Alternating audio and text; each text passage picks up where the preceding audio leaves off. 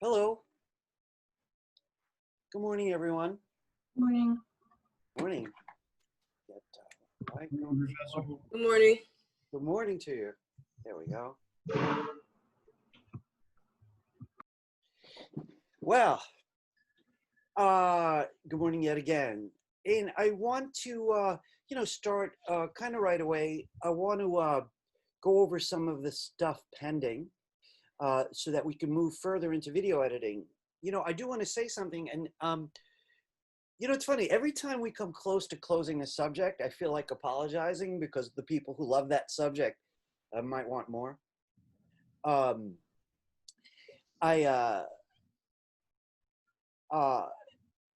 have to say, today's going to be the only other video day. I've been kind of reviewing this semester, and so video. By the way, this intro to multimedia class is very similar from teacher to teacher.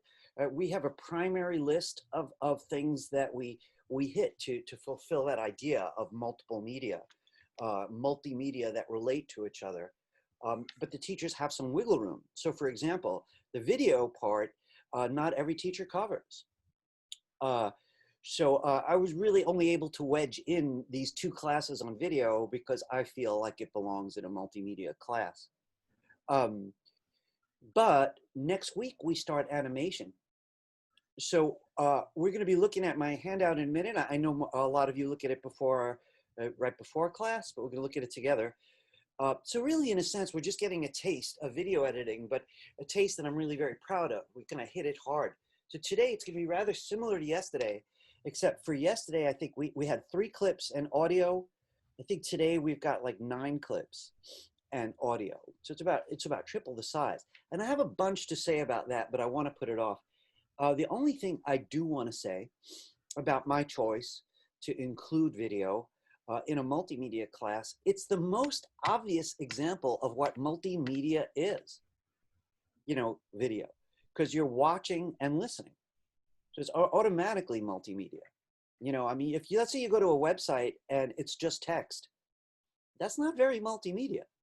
Once you add something to it, the media expands. So I think video is like a pretty good example, especially the way we're starting to use it as a culture now, where it's integrated with text, say on a page with other things.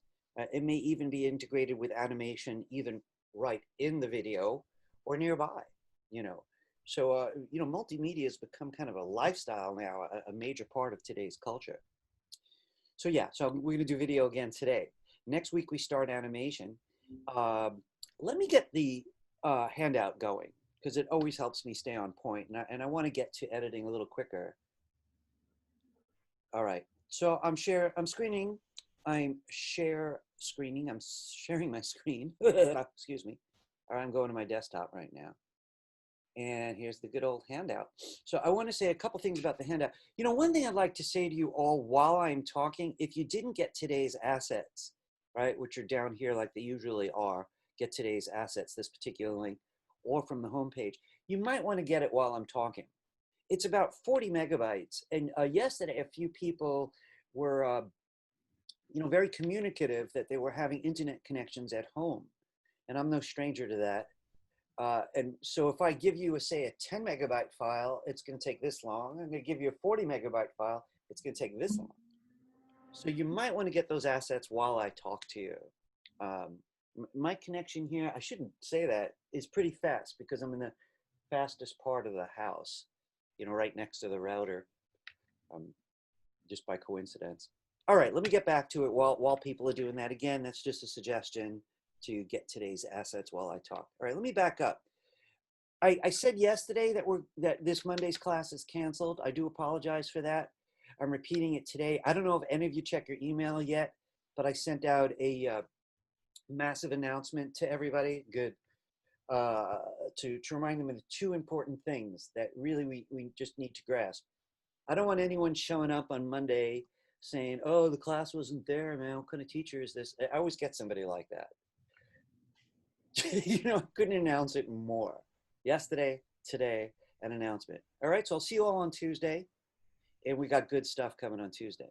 All right, let me move forward. All right, so let's be very clear. We'll see you Tuesday, but not Monday. All right, the grades. The grade 4 homework has been on Blackboard. It was already up yesterday. If you haven't checked, please do check. If you got a 0, it means I didn't receive it. And I want to make a big announcement about zeros this semester. The big announcement goes like this. A 0 means you missed the deadline, but the deadlines are more flexible. But it should be scary because it reminds someone not to slip on it. You know, reach out to me, say, oops, sorry about that, and get me the homework, and then I'll change it from a 0. That's the way that it works. So if you didn't get me the class 4 assignment yet, please don't allow a 0 on your grade because it's 15% of the grade, which logically means if you got A's in everything else, you get an 85 in the class. You know, and you know, that seems like robbery if you're getting A's in everything else. So please get me something if you haven't. Mostly everyone has. Class 4, all right? Several people outreach to me, so they already have a plan. All right, let's move forward. This is really important to me, right? I want to make sure that everybody gets Adobe Animate, to give it the full name, Adobe Animate CC 2020, before Tuesday, right? To a quick word, CC means it's part of the Creative Cloud. So all the good stuff you hear about, they all say CC, and you're all getting the newest version, so they all say CC 2020. That's Photoshop. It's Adobe Premiere that we just used, that we're using today. Adobe Animate starting on Tuesday. That's it for us in Adobe. Myself, I use Adobe Illustrator constantly. I would have liked to include it. It's just not part of this course at all. But that's also part of CC 2020. All right, so that basically means everybody here, it seems, already has the Creative Cloud Suite. You're following the same instructions you did a few days ago to get Premiere, but this time you're getting Adobe Animate. So I'm not going to go over this. If you're still not clear on it, find the Creative Cloud app on your computer, search it, find it, however you like to do that, click it, and then use it to load Adobe Animate. That you really shouldn't do during my class now, because it'd be distracting. You might want to do it right after. Hey, anybody have any questions about Adobe Animate coming up? You know, we'll be spending, as I recall from the top of my head, about 4 classes on it. So you might wonder how I choose that type of thing. You know, even though we have a lot of video majors, video's not always part of the multimedia class. So I only gave it 2 classes. Animation is an official part of the Intro to Multimedia class, and it's also the largest growing department in the school. So I give it 4. All right, so there you have it. Again, you can interrupt me anytime during class, so don't be shy about it. And some of you guys are not shy. I appreciate that. So the midterm project was due yesterday, which doesn't mean it's a disaster if you miss the deadline. I got one at 11:57 last night after the student already warned me I might not get it on time. I'm not going to mark you late if you reach out to me and tell me what's up, what to expect. If you're ignoring it, then that 0, which is going to go up possibly today, will stay. But if you reach out and do something about it, it won't. This is 30 to 35% of the final grade. I'm thinking of redistributing it a little bit. I'm always looking for what's most fair. But it is close to 1/3 of the grade. It's almost impossible to pass without the midterm. Very rare that a person can pass without it. So I'm going to just say you must pass it. So again, do not ignore it if you're behind. There are currently 18 midterms in my Google Drive, but there's 25 people in the class. So yeah. All right, I don't want to talk. I'm probably never going to mention the midterm again, right? It's slipping behind us. Part of college, we're going to let it go. So I'm going to ask people, if you need to be on the ball about it, please be on the ball about it. Some of you wrote me, you probably heard back from me. I check your emails before class, by the way, and often later in the day. So if you haven't heard from me and you wrote me today, you probably hear from me later. All right, so that's it for the wrap up. All right, so all here, right? Please be very cognizant not to show up on Monday, sleep late if you can, and get yourself Adobe Animate, the fabulous Adobe Animate, which used to be Flash. Hey guys, I want to say one quick word for any news hounds in here. the news, when they write about Flash or they write about Adobe or they write about Adobe Anime, they always get it wrong. You know, I could tell these writers just don't do their research. I worked in news, so it really gets me mad. People are like, Flash is dead. The news has been out this week. Flash has been dead for a couple of years. What they're saying is the Flash player is dead, which is just one of the export files is called a SWIFT. You guys are used to JPEGs, .html, .psd. There's one called .swf. And the SWIFT is officially dead. You know, Adobe said they're not going to be releasing the plugin. And that really affects only people who've been ignoring the climate. It doesn't affect people who are using the child of Adobe Flash, like us. We're going to use Adobe Animate, which is a direct child of Adobe Flash. We're just not going to export the evil SWIFT file. So we don't care that the SWIFT file died. I'll be talking more about it when it's more relevant. I'm just saying in case you read the news and you're like, hey, what are we doing? We shouldn't be learning this thing. Nah, it's just incorrectly written news. We'll learn more about it on Tuesday. All right. I want to say something really urgent about today, guys. So please, everybody, if I spaced you out talking about stuff, you know, some of you guys are very thorough readers. I come in and I repeat stuff you're clear on. You read the handout thoroughly. I apologize for that. Thank you for being patient. This is new, so I really want you to pay close attention. I'm going to skip forward to something for a minute. You know, where it says today's lesson, a lot of you guys could do this stuff with your, you know, you're blindfolded. But you notice it says a note about the homework. So regarding today's homework, yes, I am assigning a homework today.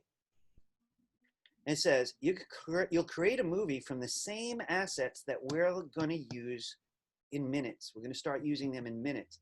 So those assets, again, are video clips, some sound. So we're going to create a movie out of new assets today. The thing is, you're going to use the same assets for the homework, which gives you an interesting option. You could keep the project that we're about to begin and refine it and advance it and make it your own after class without starting from scratch. Or after you warm up with me, you could open the same assets and make a whole different movie out of it. So this is an option. You could choose whether to continue what we're going to begin this morning, polish it, bring some personality into it, and make it your homework. Or if you really had fun doing this, or you're a video major, I'd suggest you just start over. All the instructions are right on today's handout. These instructions are pretty much the same as yesterday's. So I'm going to stop talking this up, you know, and anyone who is going to watch this on YouTube, pay attention to this option. Do what's best for you, okay? You know, either go along with the video. It's a little different for them, right? You guys usually make this stuff with me right here in the morning. So see how it goes. You know, if you like the way it's going this morning, then you might want to build on it. The only thing I'm going to ask you to do, though, is try not to make it exactly like mine. If you're going to continue it, try to think at what you could come up with that would be a little different. And we'll talk about that as we move forward. Is everybody clear on the option I'm offering you? So yesterday was that Little Athletes movie. Today it's a Guatemala movie, right? So I'm going to be saying a bunch about Guatemala while we learn about video editing. I do believe any good art teacher always includes context. It's never tools. You can't learn to paint without caring about what you're painting. You can't make a movie without caring about the topic in some way. All right, so this is an unusual offer on my part. I do this also when there is a classroom. I actually have people work in the room. I'll stop at a given point, walk around, see if I can be helpful. Let's see what we can do today. So I'm imagining there's no questions for me yet. A little early. Let me just do like I always do, try to get to my chats. I saw a quick good morning over there. Thank you. Jeremy prefers to chat. All right, everybody. You got your assets already? If you haven't, join me now, right? If your connection's fast, even 40 megabytes loads quickly. All right. So I'm going back up here where the assets are on the handout.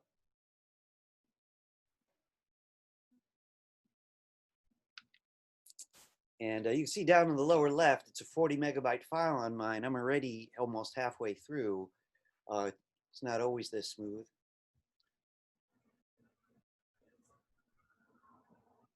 It's bigger than what we're used to. Video is huge. It's one of the biggest issues when doing video. You just need the strongest machine you can handle. You need to keep it very clean. All right, I'm going to go click on those assets now. So the unzipped folder is simply called class 15 assets. But one could always rename that if you want. I guess I'm going to stick with it today. Most of the time we've been naming them that way. I'm going to drag this folder to my desktop and then go to the desktop. And where am I? And here we are. This is my folder for today. Guys, I want to repeat something from yesterday. Video is the most uptight thing about folder structure.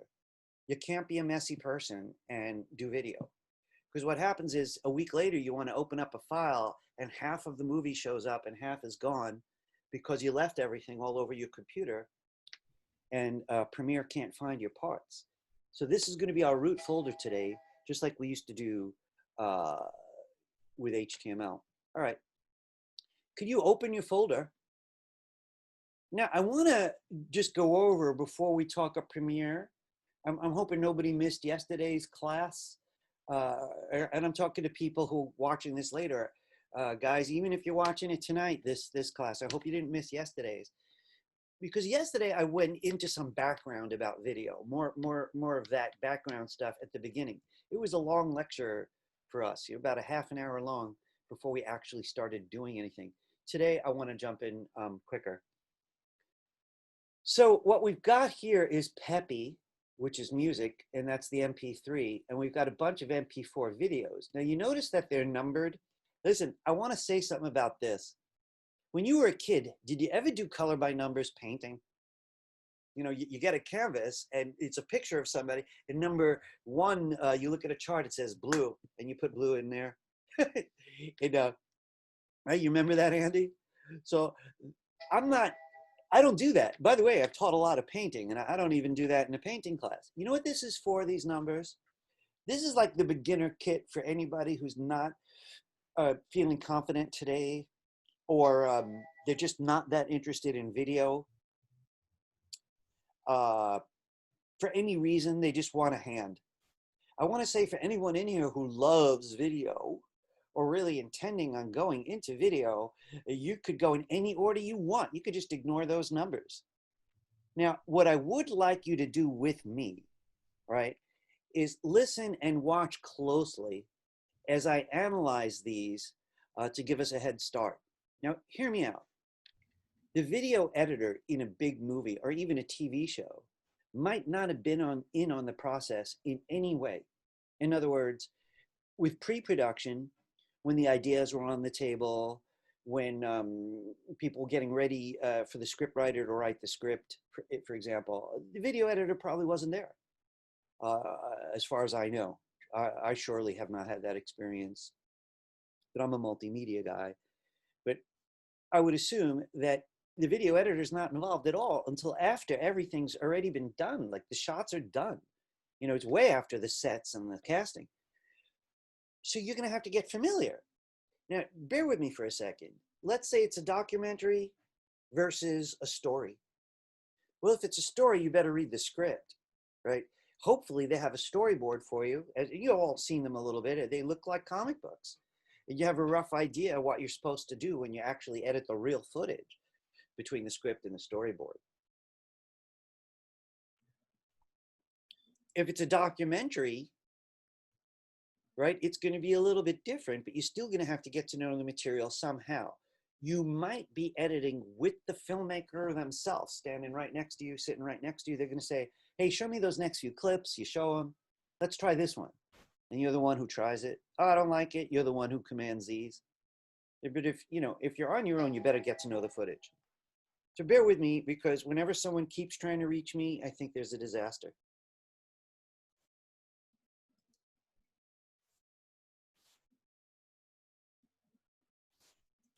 This is...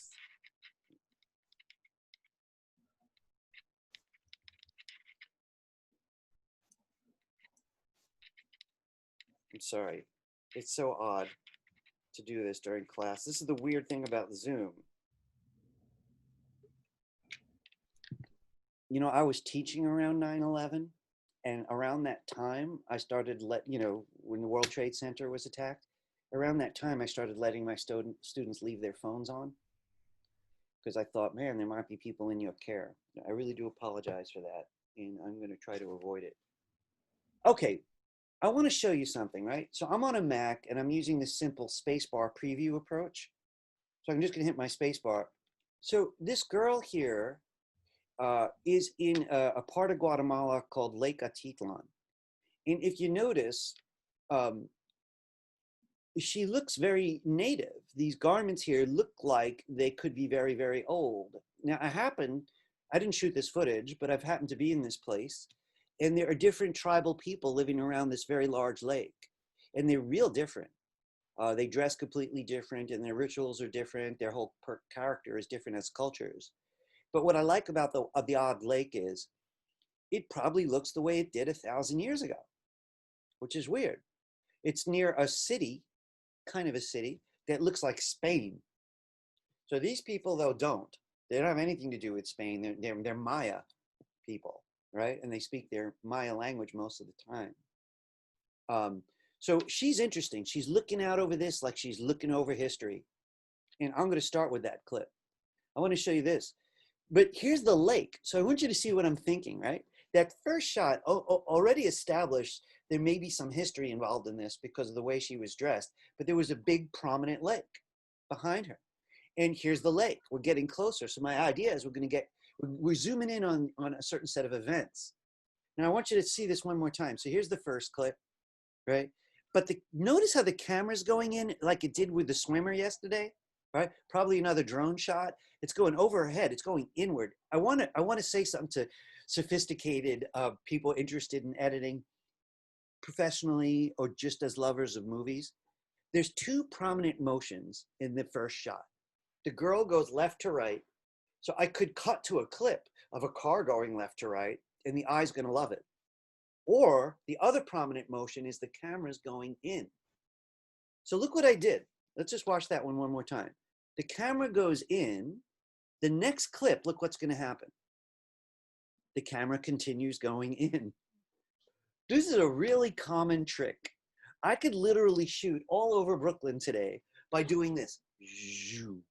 Go to a different location. Different locations. When I edit it later, the eye's going to love it. It's going to feel like it's traveling into an experience. So that's kind of cool, right? So that's the dock by the lake. Suddenly, I'm just at the lake. You know, one thing that's odd about this one, I didn't speed that up, right? Someone else did, right? So that camera was there for quite a while, and they sped it up before I got the footage. So just more about the lake, but the mountains now are getting a little clearer in the distance, and I took a bigger leap. I didn't creep up on the mountains. I just went into the forest. Now, I'm cheating, right? Because I've been to this place too, and it's not near that lake, but what the hell? I'm making a kind of impressionistic image of this wonderful country. I want to stop for a minute. Just give me a second. I always introduce context. I don't know if any of my students have Guatemalan heritage in here, but if you do, I hope you're really proud of it. You know, I live in Brooklyn, by the way, not far from Prospect Park. We have a really large Guatemalan population here. I hear people speaking their language. I think it's called Quechua. I hear it at the grocery stores even. You know, we think about Maya as a past culture, but they're not. You know, maybe as an empire, but as a people, they're around. Anyone who wants to travel, it's inexpensive too, just south of Mexico. Not hard to get to, comparatively. Oh yeah. Try their pupusas. Is that a food? Yeah, it's not a taco, but it's more like two tortillas that are somehow infused together with meat in the middle. It's great. So, you know, I've been vegetarian for 44 years. I don't even know what meat tastes like. But yeah, me neither. I go pescatarian, but they have it. They have a cheese one that you probably enjoy. I would love it. You know, the thing is, you know, my neighborhood's very dependent on their population. They kind of run half the restaurants nearby, together with a large Mexican population. 14th Ave. What? Is it? Yeah, Or no, I live in Kensington, which is not too far. But it's literally around the corner, 14th and 40th. gotcha. So, you know, they Yeah. speak Quechua amongst themselves, but they also speak Spanish, and most of them also speak English, so they're very valuable to the area. But they have not yet gotten to the stage of opening their own shops a hell of a lot, so it's hard to get their food, which is a drag. Anyway, so here we go. So we're looking at these beautiful ancient city back from when these people were incredibly powerful. It's hard to believe what they were able to build in the jungle. It's phenomenal. Have a look at this. So we're at this little clip here, which, by the way, doesn't have a prominent movement in the same way the other clips did. It's neither someone walking like this or the camera doing anything, but it's just the clouds. You know, I think but the boat was going back and forth, right? So I'm going to cut to this, which has the clouds going in one horizontal direction. It's going to make a nice cut. So here we're in the city. I actually climbed this thing in dead little feet, but you could see how powerful these people were. Now, here's the thing that I want to say about it. What I want to do with this movie, though, is kind of like a then and now kind of groove. Like, where are these people now? And what's Guatemala like now? You know, if you go to Guatemala City, you'd all be comfortable there. It's like New York City, strangely like New York. So it's surprising. You know, you go here and go to a village where everyone's barefoot, and the next thing you're in the city, and it's like, you know, sneakers and baseball caps. Very mixed culture. So this was a leap. You know what I mean? Really, that's a big. Oh, you know what? This says 5, and I just went to 7. How'd that happen? Let me get this in order. So here we go. So I went from here to here, and you know. So here's my logic. Not only did it's not about the motion this time, really. It's about this is the way they used to live, and this is the way they're living now. But in all fairness, it's inaccurate. There are areas that are just huts, you know, like palapas. There. Like grass huts, you know, some areas where people are poor. And then near the town, the kids actually are playing. And this is just going to end it. Oh, sorry. Yeah, kids. Oh, yeah. I'm sorry, guys. I lost my order here. Tikal, the famous ruins, compared to a town. Now, here we've got a close-up of the kids playing soccer. Look at the next shot. I could have gone in the other direction. And I've got to be honest, usually I would start with the longer shot. That means I'm further away. So you see what's going on. And then if I want to get intimate about it, I'll get a close shot, a close-up afterwards. So it's more natural in the other way. I'm not quite sure why I numbered them this way. But look at the last shot. So there she is, right? And the camera now is doing this cool crane-looking thing. Whoa, it's focusing on the lake. It's almost like she's sort of like the spokesperson for their culture. She comes out of history, but the culture itself has got one leg in history and one leg in the present, and makes them a beautiful, beautiful people. A lot of establishing shots there, Professor. Oh, say that again?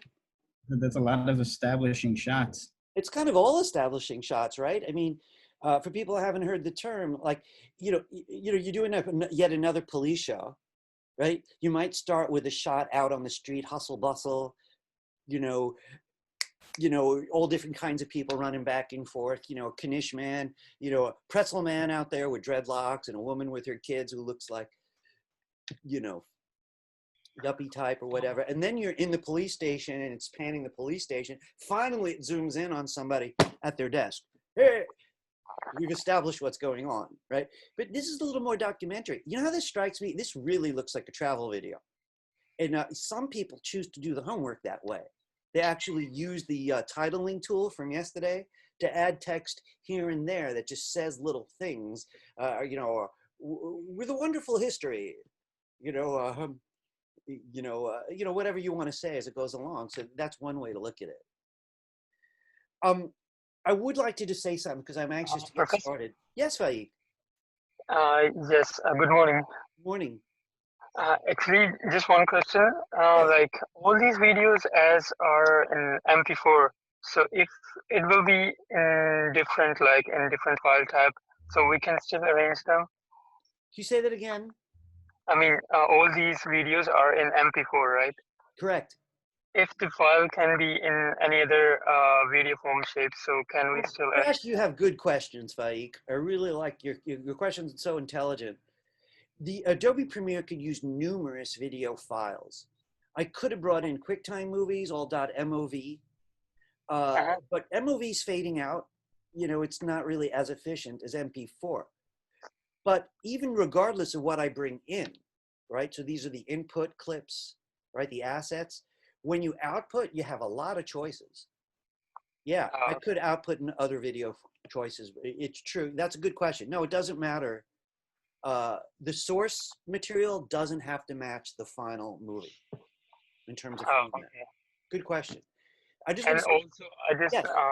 I just also wanted to let you know that yesterday I got my laptop and I just did all my software in that, and I'm just feeling a bit harder, like how to make folder there on desktop or how to use it. So, but I will be used to it.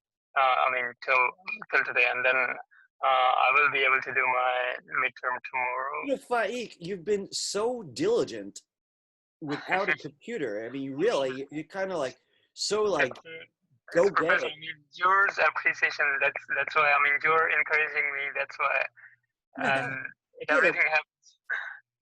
So listen, just quickly, I hope that computer, because you're not the only one, 2 or 3 other people did similarly, but yourself and those others, you're going to get like 4 or 5 good years out of that machine, maybe longer. I hope it brings you a lot of creative opportunity and that it's a tool that you come to adore. So listen, Yes. as you know, I already promised you I'm going to give you some flexibility on the deadlines, which you've more than earned. Mm-hmm. So congratulations, good luck, and you keep me posted. So guys, Yeah. I'm not Yeah. going to be easy to get to the next couple of days. I've got something going on, and so you may not hear from me at all, even if you reach out to me till next week. So I just want to mention that. Guys, I do want to get back to video and say one quick thing. So I was, in the past, a student was working on these videos, and I looked at it and I thought, oh, this is marvelous. You went backwards. You actually showed me the modern stuff first, and then withdrew as I watched your movie into history. And I said, oh, that's so intelligent. And he said to me, I did. And I like that story because the guy was so intuitive about the choices he made. It wasn't a logical thing. I'm going from past to present. He just felt present to past. And he trusted himself and produced a really nice movie. All right, let's jump in. All right. So, can everybody, who has it ready, go ahead and find Premiere and open it. Now, I'm hoping that everything I show you today is more right at your fingertips, since we just did it yesterday, but it was brand new yesterday. This should confirm a lot of yesterday's discoveries. So this is called a splash page, and you'll notice in my class, I usually don't use it. I usually go right to the file menu, and I'm going to do that again. Can you join me? Let's go to the file menu. If we were working on yesterday's athletes project, you would do open project. Guys, I want you to really feel that, because let's say you work with me today, and then you choose you want to change it up later, like tonight, right? You're going to have to do file menu open project to open the existing project. Guys, don't, in fact, can everybody just allow me this one luxury? Don't do this. I want to show you something fast, right? Don't do this, right? Just check it out. If I did file menu open project, I could look for yesterday's project, find it, and open it. And since the folder was perfect, it's exactly the way I left it yesterday. But if I took anything out of the folder, all of these would disappear. So file menu open lets you open any old project, provided its parts are all together and you didn't lose the parts. Now that's not what we want. So I'm going to close mine, file menu close project. And now I'd like you to join me. Let's do file menu new. New project. Brand new. Now, yesterday I made a very big deal about these two options. In other programs, I'll skip stuff like this, but not when I'm video editing. And I'll explain why. But first, join me. Where it says name, could you type Guatemala? So G-U-A Guatemala, Guatemala, or Guatemala movie, or whatever you'd like to call it. This next option, though, is probably even more critical, location. It's going to save all your parts to the wrong folder. So if you were working with me yesterday, yours looks like this. It's pointed to yesterday's athletes folder. No way. Could you please click browse? So you always make sure there's a folder you want to use. So today, you're going to click browse, find your way to the folder, today's assets. So I always put them on the desktop these days. So I went to the desktop this way. And here's class 15 assets. Be sure, please be sure you're opening the correct folder, and you'll see all the parts. Click choose. Now, since you did that, next time you save, it knows the name and it knows the folder, and you can't lose your parts. Those two things are critical. Then you click OK. So now, yesterday, you guys kind of rocked. And I want to remind you of the first important step once you're inside the project file. You want to get all your clips. And sure enough, if you look in the lower left, it even says import media to start. But you know what I better do? In case some of us have been clicking around, maybe we, move things around, we might have a different looking screen. Let's all check our workspace before we bring in today's assets. So in other words, in Premiere, go to the window menu to workspaces. Now we've been using the editing workspace, which is what the only one I know very well, because this is what I do. I edit, right? I'm interested in the one for color because you often have to color correct movies, but we're in editing. You could always go, once you see editing's checked, you could do reset to save layout to make sure that it's exactly the way mine looks. All right, we're ready for some action, right? We made sure that everything's prepared. Okay, next, file menu, import. If you were going to be doing this all day long, this became your career, you would just use Command I or Control I. But I'm going to do file menu, import.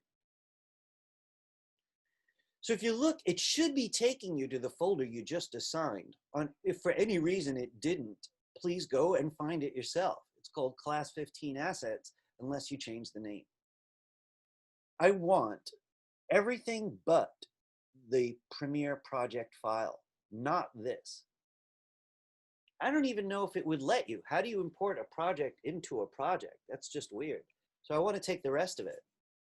So select these all however you know how. I use Command a lot because I could go out of order if I need to. We established yesterday that on Windows you could do the same thing with Control. So I'm holding down Command. Some people hold down Control. There are other ways, I know. So all the assets, but not the project, of course. And simply click Import. So I want to go over something about these, and I want to mention a bunch of new stuff as we move forward today. There are these 4 windows that one has to get to know. We're in the project window, which we're about to make a change in, but its main role is to store your parts. Above it is the source window, and you might remember we checked out almost every part in here and changed in points and out points. And then finally, we took each part as we made smart decisions and dragged them to the timeline. So these come first. This is the TV set where you watch what you did, called the program window. The thing is, let's focus on the project window for a minute. I'm moving these over a bit.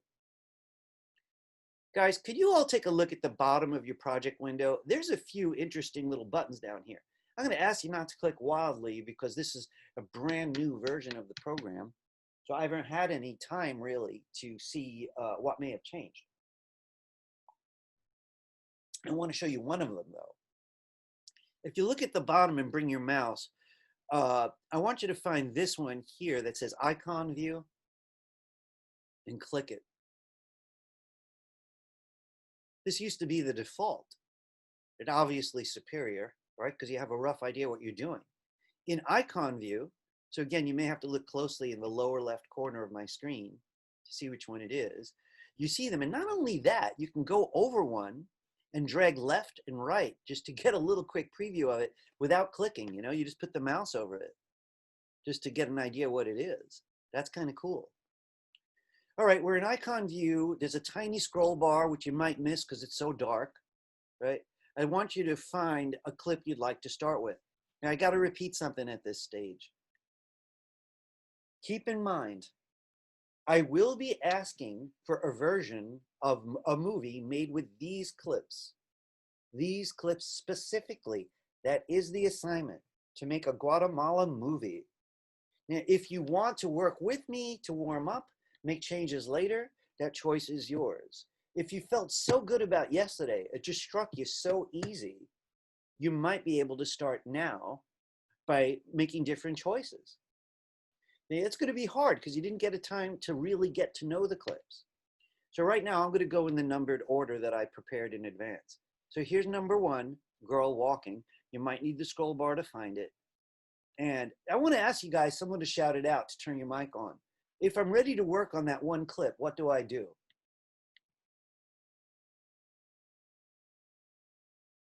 I double click it. Oh, Top. what are you going to say, Lorenzo? You drag it on top, on the window on top. Yes, you or could down. drag it. That would have been correct. I'd just like to double click it. So I'm going to double click it. All right, I want you to remember that almost every time you have to do that. There was exceptions with the audio and with the title, but with all the clips, we did it this way. Now, the source window is a way for you to get to know it, but also to choose the in and the out point, which I'm going to go over now. But first, let's go over how to rewind, stop, and play. You should be seeing a blue box around this quadrant of the program. Not here, not here. If it's not, just click in there.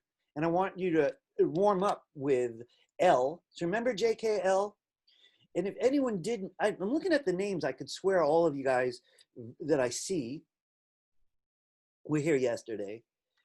People out in video land, it's not a good idea to skip classes, but JKL's the way we've been getting around the timeline. So you put your right hand typically, unless you're lefty, over JKL. L means play, K means stop. So you don't have to look, right? You just get used to it. So L means play, K means stop. J is rewind. Now, I want to remind you of a couple important things that we kept using yesterday. J's rewind, K stop, L's play. But if you double tap either rewind or play, it's fast forward. Triple tap, even faster. So if you had a 10-minute clip, you'd want to zip through it, right? So tapping it means faster. I want to ask anybody to turn their mic on. How do I go in slow motion if I want to go slow motion forward? Hold K while pressing J or L. Oh, Thank you. Yeah, so you just keep what's usually the stop button down. You keep K down, and then you hold down L if you want to go forward in slow motion. Or you add J, but you keep K down. And yesterday we made a lot of use of this because we've been very picky. Can everyone get to the very beginning? I want to tell you the thing that I don't like about this clip. It's 5 seconds long. So it makes me not want to cut any of it off. I only have 5 seconds. That's just not a lot. And the only problem, if I don't cut it back, is I can't use transitions if I want to. Now, this footage was made smart to edit well. I might not need as many cross dissolves, but just to be in good form, I'm going to set an in and an out. So this is what I'd like you to do. I wish she had started walking all the way from here, because I would have set the in point after a couple steps and she'd still be way on the left. Right now, I have no choice. I'm going to go just a tiny bit in, maybe a step, not even quite a whole step, and I'm going to tap I.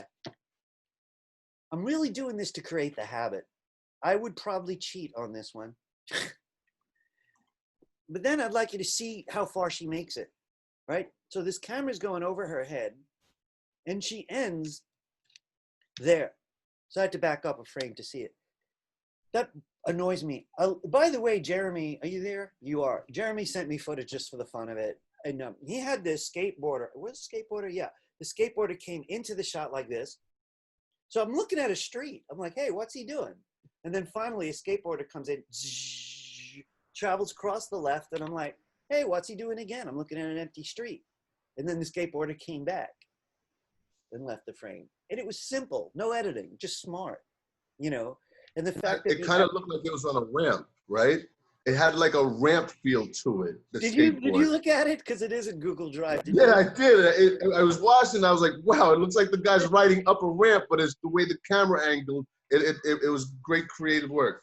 Yeah, you know, I want to say though, what he did was smart, because if I was going to shoot anything like this girl, I would have the camera start before I told her to walk. I would want the entire walk. Because later on, I could choose if I want less, but now we're stuck. So I don't really like that. So in any case, though, I would like you not to go all the way to the right wall, because you might want to transition her with the next shot. And you can't if there's not an earlier out point. So you notice how I backed up a little? And we hit O. Guys, forgive me for repeating myself, but this is part of school. I really believe in what's called necessary redundance. And frankly, we only have 2 days of this. So it's really necessary redundance. So you made your own choice of where it started, and you said I for in. You moved forward and you said O. It's kind of marvelous, whoever figured this out, that it's I-O right over JKL. So I don't even look when I do this stuff. I'm looking at the movie. And if I'm talking to someone who's telling me what to do, I may look at them and I'm just doing it. The best editors know every shortcut in the book. There's a million of these where they barely have to touch anything to make the movie really. In any case, once you have it, I'd like you to press on it and drag it to the timeline. I have to say something about this because some of you may be having troubles with it, and I want to point something out. Can everybody look for a moment at mine for a second? Here's my timeline, and I'm going to change the zoom on it so it's easier for people to see. So here's my timeline, and I'm coming down to this little scroll bar on the timeline. But you might remember it has this weird handle on the scroll bar. So if I drag to the left, it's going to zoom in, so I could see it a little bit better. Here's my thing I want to point out, and then I have a question for everybody. There is a V1 and an A1. Now, we didn't see this yesterday, and that's why I'm pointing it out. That basically means the mic was on, and whoever captured it, capturing means like they prepared it for the computer, captured the dead audio track because it's a flat line. There's no waveform in there. We just came out of Audacity, so we know what flat looks like, what it sounds like. It sounds like nothing. I could delete it, but I'm not going to. I just want to leave it there. I just want to point out that if we add music later, we're probably going to have to add it to A2. So this is how video usually comes in. If there were actors talking, you'd depend on this relationship. All right. Hey, can I ask you quickly, though? Because in school, sometimes it won't let people drag. You know, and I'm not sure what causes it, why some computers won't. So look, I'll just mention it in case anyone needs it. If it didn't work, it just refused to let you drag it, I want to show you what I would have done. So let's assume this didn't work, right? I want to point something small out. Right underneath the video in the source window are two little icons. This one means just the video. This one means just the sound. If dragging the whole thing over isn't working, I only need the video anyway. So I could have done it this way, not drag here, which takes both, but I could have dragged this, that little symbol, and dropped it on V1. For some reason in school, some people could not drag a couple of these clips, and I don't know what was wrong with them. Others could, but they were all able to do that. Just choose, I just want the video. So I just want to say, this is the way I started it, so I'm just going back. Guys, I'm going to pick up the pace a little, so if you have any question about that last step, please ask me now.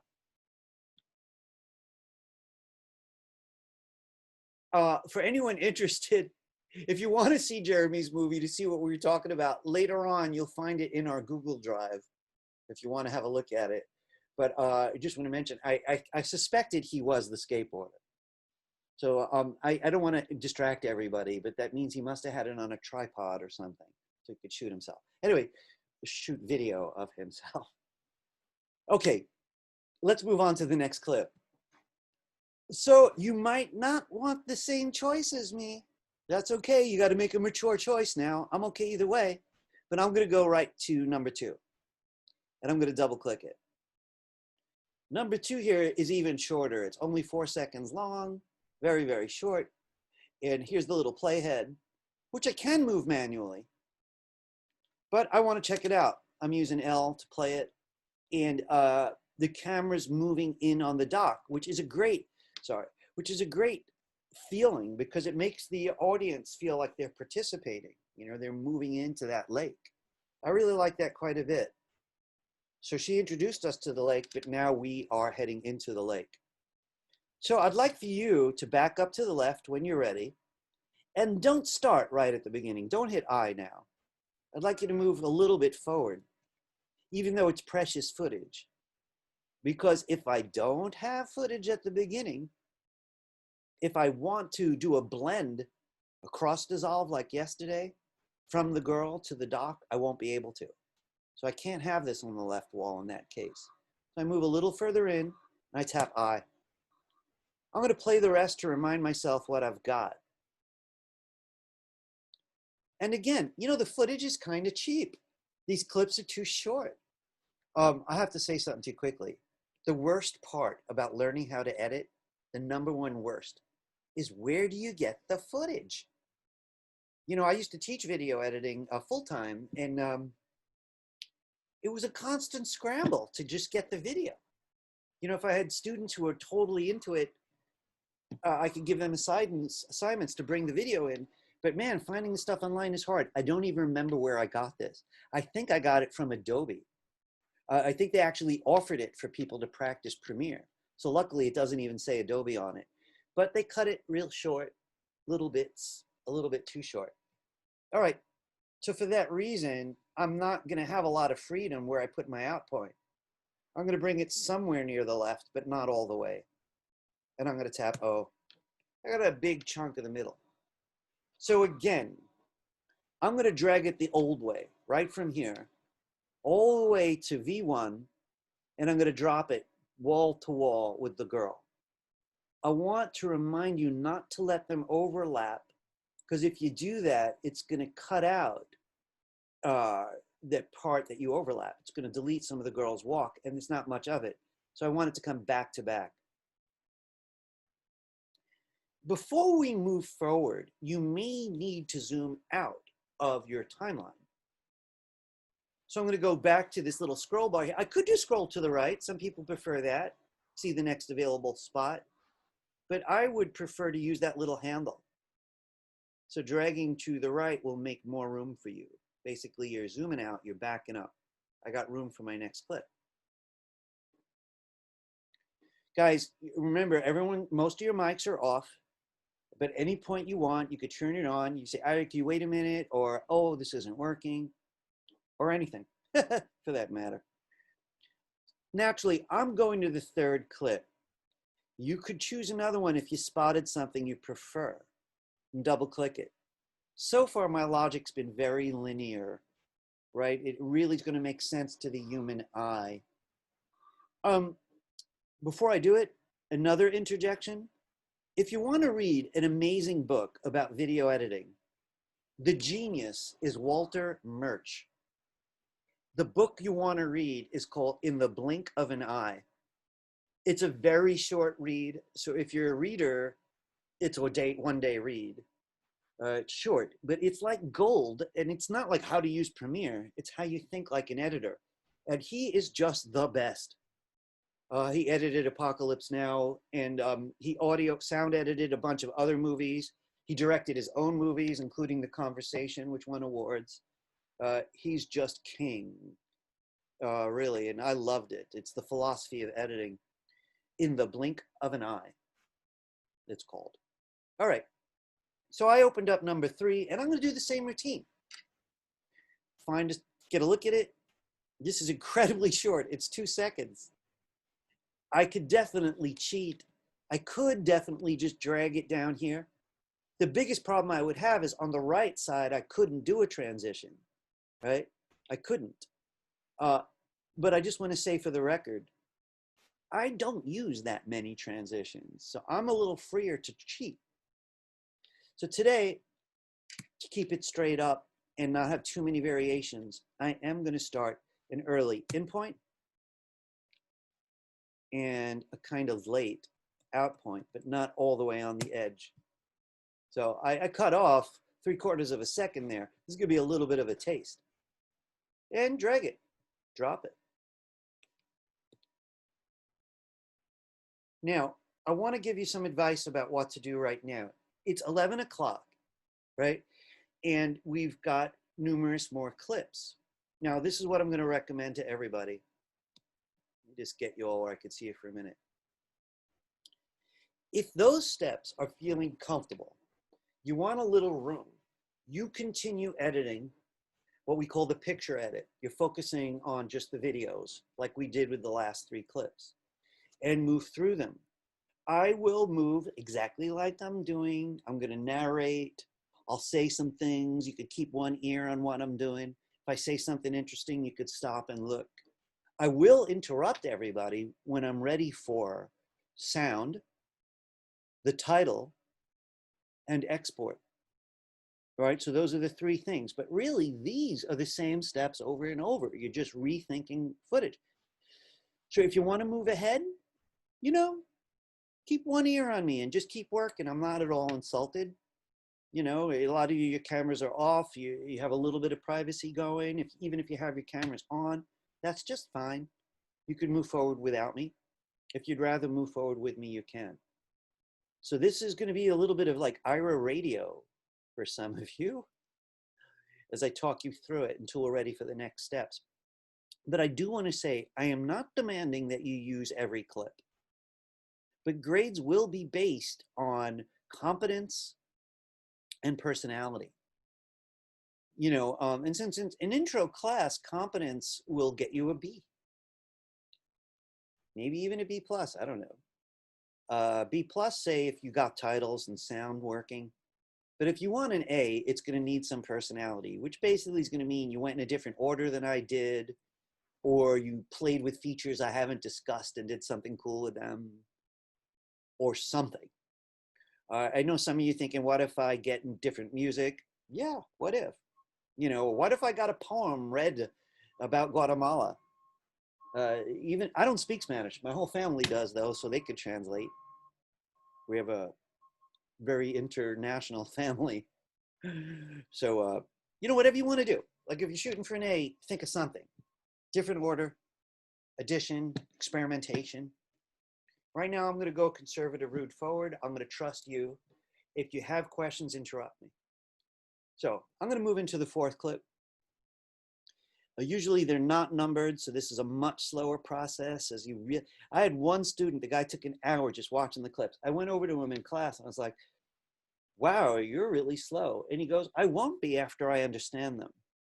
And it gave me instant respect for this guy. And sure enough, he was the slowest to start because he just had to know what his parts were. There happens to be a Mexican director that I just love. His name is Inarritu. He did, well, I guess his most recent movie was The Revenant with Leonardo DiCaprio. But he also did Babel, Inarritu. And he's just an amazing, artful filmmaker. His movies are just so weird. They're usually 3 stories that somehow tie together, which is very complicated to edit. So he's my favorite filmmaker when I'm talking about editing. If you want to see another movie that's brilliant for editing, this one's a little scary, so choose for yourself. It's called Memento. A guy's family suffers so much violence, but he survives with amnesia. And he can't remember anything for more than minutes. So he takes Polaroids everywhere he goes and writes notes on the back of the photo while he's trying to figure out his own history.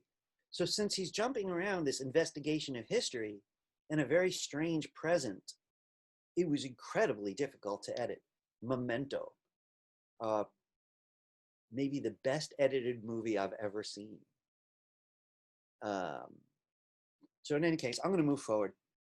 Some of these movies have 500 hours of footage or 1,000 hours of footage to wade through. We only have a little. All right, so what am I looking for? 4. So I'm using my little scroll bar. Some people are busily working on their homework right now. That's this one day, it's absolutely acceptable, this particular homework. And I'm in love with this place. I have to admit, I feel very lucky that I got to go there. It was many years ago in the jungle called Tikal.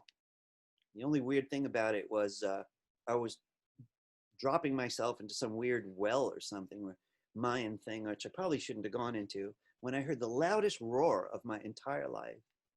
I'm from Brooklyn. I'm not used to things roaring. Anyway, I'm moving forward a bit. I'm setting my endpoint. This is a long clip. Now that I look at it, it's 5 minutes long. By the way, I'm looking over here to see that. 5 minutes, 23 seconds. That's way too long. Is that for real? I want to back up. I think that's seconds and milliseconds, Professor. Oh gosh, yes, my mind is going on me. I apologize for that. I have a question, Professor. Yes, shoot. Let's say you put an in point and an out point on a clip, and I put an in and an out point on a clip, and it's distracting me. Can I remove?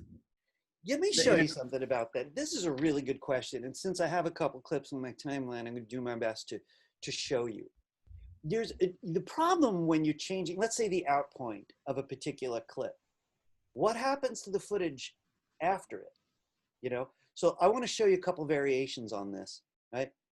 So here's the girl walking, but then there's the dock, right? So let's say I wanted to work on the dock. If I double click it here, let's see what happens. So one thing that's a little annoying is when I double click it, it's only showing me from the current in point to the current out point. So what could I do? Well, I could change the in point to look what happens if I come here and I hit I. You see what happened to the timeline? Okay. So I could shorten it, and I could even shorten it on the other side, right? But it's harder to lengthen it, right? In which case, I could come back here, click in the gap, and press delete to take the gap out. So that's one way. I've changed the in and out afterward. The only thing, so let me back up, all right? The only thing about that is, what if you didn't want to shorten it? You wanted to lengthen it, right? So there's some very interesting tools here. I'm going to mention one of them. Let's see, which one do I want? I'm trying to remember because I haven't used these recently. If I want a ripple or a roll, I used to do a lot of this, but lately it's been mostly animation for me. Rolling edit, ripple edit. Well, I'm going to be the guinea pig. I'm going to use ripple. Let me zoom in down here a bit. So I'm on the edge of the dock clip, the right side edge. And when I pull this back, right, I'm changing that out point, but it pulled the other clip over. That's pretty cool. And that's what this particular tool here called ripple edit. If I go back there and go the other way, it did the opposite. So if I didn't know if I wanted to change the in or the out, I might switch to this particular tool, ripple edit. Okay. Does that help? Yes. So, John, I got to tell you something. Like, I'm a multimedia guy because I have strange years. There may be 6 months, which is like mostly video editing, or a year. And then some things slip out of my fingers, and then, suddenly things change. And the other thing, and after years, I just, it's multimedia. But when I was editing all the time, I used Ripple a lot. There's another tool called Roll. There's so many cool features. It's crazy. This program's much larger than it looks, much, much larger. But as I mentioned to you, a friend of mine named Jason Moore is like, Ira, all those tools are great, but they're conveniences. You don't really need all of them to make a great movie. So look, I got to know you a little bit this semester. So I know if you're are you a video major? No. No. So just saying, I'm going to just say a couple quick words about that real quickly. There's so much available to learn for free. The video majors, of course, are going to lean hard on their classes, as they should. But anyone else who wants to learn, there's so many good ways to learn. One of my favorite places is there's the #1 tutorial website for all things graphic. I'll come back to it. I have to remember for you.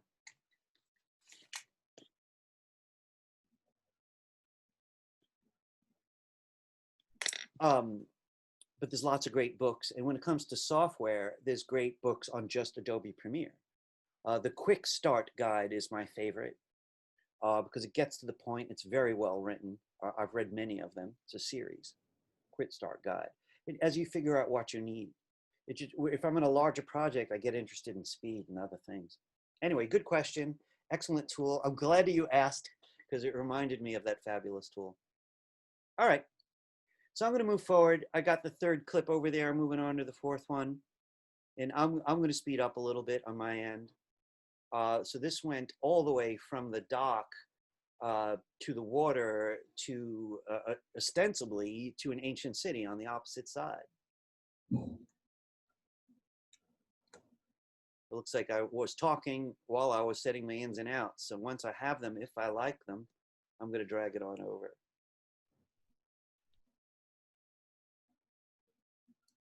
You know, I want to mention something that I'm not doing. I just want to give you a peek. If I drag here, there's all kinds of related options of how I work with the video. I discovered really that by and large, your thinking in order, dragging to the timeline is really for the best. All right, I'm trucking through it.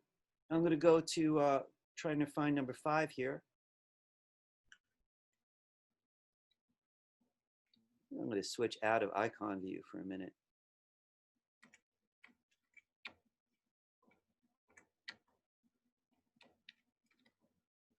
This is the close-up of the ruins. And that was a goofy mistake on my part, really, talking about that as minutes. Because none of these are minutes long. 3-second clip, but I really love it. It does this weird thing, too. The way the clouds change that shadow, it's kind of gorgeous and strange. You know, by the way, this place may not often be this empty, but it is sometimes because it's just so hard to get to.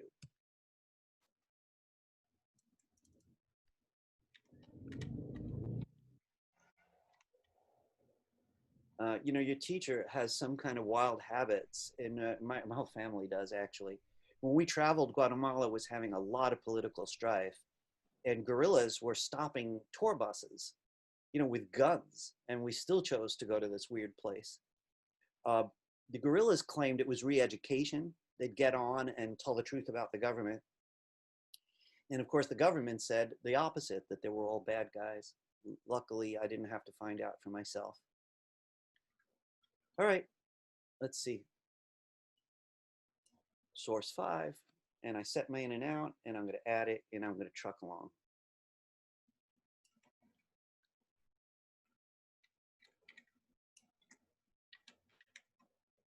Checking it out. I'm kind of, you know, it's easier for me to race through it since I've seen this footage so many times. You know, so I'm making decisions based on experience with the footage.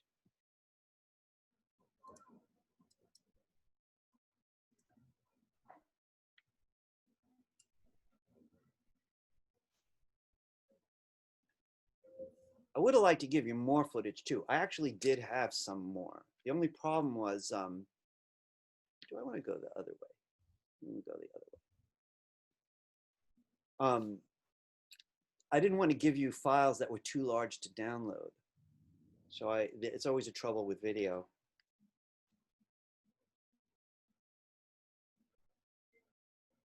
I'm going to do something fancy with this one.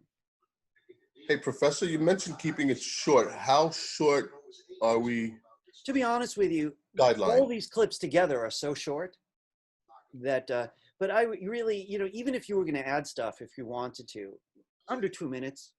Okay. Yeah. You know, even if you wanted to add stuff, that should be easy. I want to show you something about this clip that I'm looking at. I skipped over number 7 to number 8. So this kid makes contact with that ball right here. right? So if I set the endpoint there, I might be able to do something cool, or even a little bit earlier. I'm pushing my luck a bit. And I'm going to show you what I got in mind. So he kicks it, that's all fine, and slips in the wet grass. I'm going to hit O. If I drag this clip over here, I got no transitions or anything yet. I better pick up the pace a little bit. It goes right into the town and he's playing. Watch this interesting thing I could do with the close-up I have. So I'm looking for number 7, which is a close-up. So I'm going to double click the close-up. Here comes his foot, right? Very close to the ball. I'm putting an endpoint right there. I'm going to go after the kick. Bam. Just get a little bit of it. Here's my out point. Now I'm going to leave that there. But back in my movie, I'm looking for a similar spot. I think I'm going to, see, I don't really have enough room to get this the way that I want, but I'm going to see if it works a little bit. This is not going to work because I don't have enough early footage. I'm going to cheat. Oops. In fact, let me just do this more obvious way.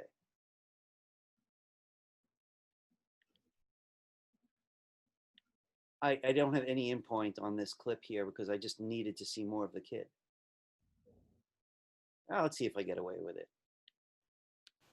It's not exactly what I want. Here's the close-up that I already set up. If I drag to V2, what's going to happen? Well, I'm going to see the clips until I arrive at another one on V2. This one is like putting a rug on a floor.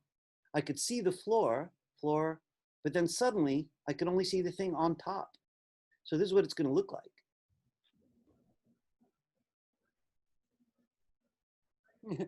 And it almost works. The only reason it doesn't feel quite right is the footage is all too short. If I'd had that kid taking a couple steps up to the ball, this would have been gorgeous.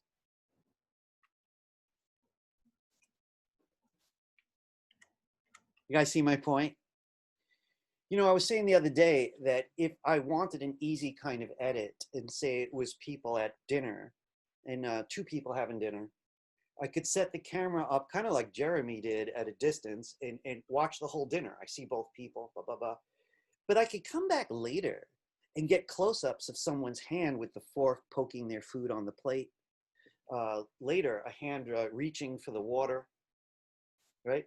And then if the large shot, I see someone reach for the water, I could easily cut to the close-up. And suddenly I'm seeing something like, you know, the close-up of it. And then back to the long shot where they're like this. And the mind loves that. The eye loves that. So that's a possibility. We don't really have that kind of footage to make that easy to show you, but you got the gist of it. Just ideas. So I just used 8 and 9. Oh no, 7 and 8. I'm just going to end the movie with the girl. I really like this shot. It's so meditative. You know, as you could tell, I'm in love with this country. Endpoint. You know, by the way, that endpoint was just in case I do want to transition between the boxer and the girl. That could feel very poetic, you know, a dissolve. So I had to leave a little room. So that camera's going up in the air. It looks, I think it's probably a crane or something like a crane, you know, miniature crane, or it could be a drone. And there's a lot on the tail end here, right? She's just, that shot just sort of hovers there. So I don't know how much of it I want. I'm going to take a guess. There's my selected part, and I'm dragging it over.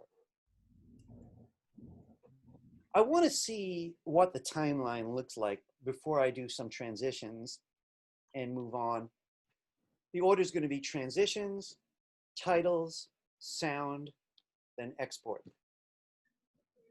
So before I do that, I'm looking at my timeline and I'm coming down here because I'm bringing my slider all the way to the left, right? The scroll bar to the left.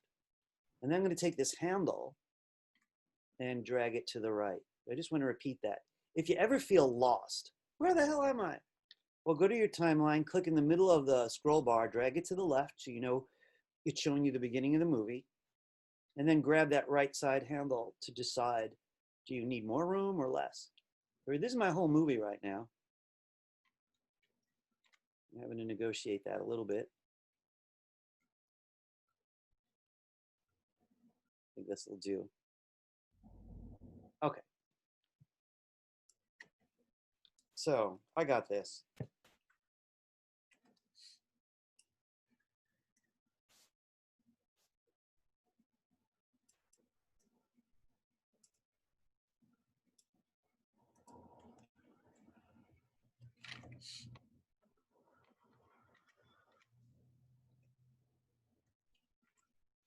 I'm really happy with most of this. And I want to point out like why am I happy?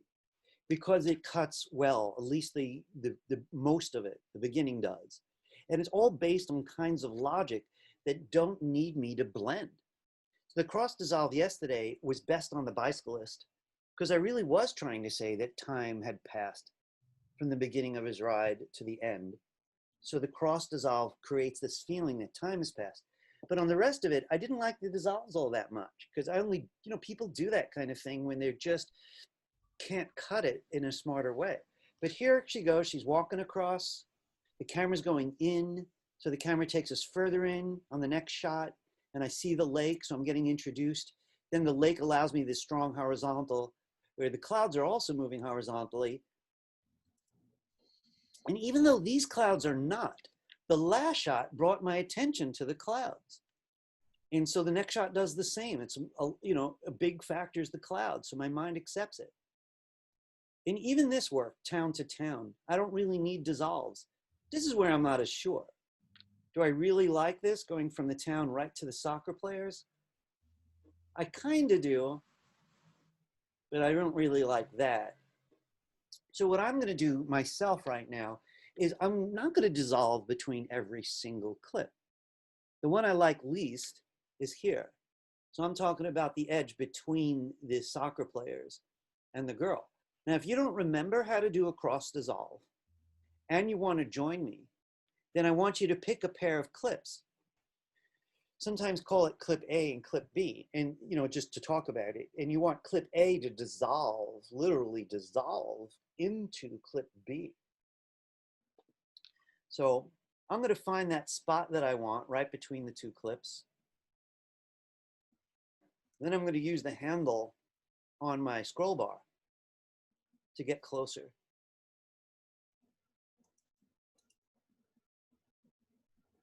Now my goal is going to be to put a dissolve here.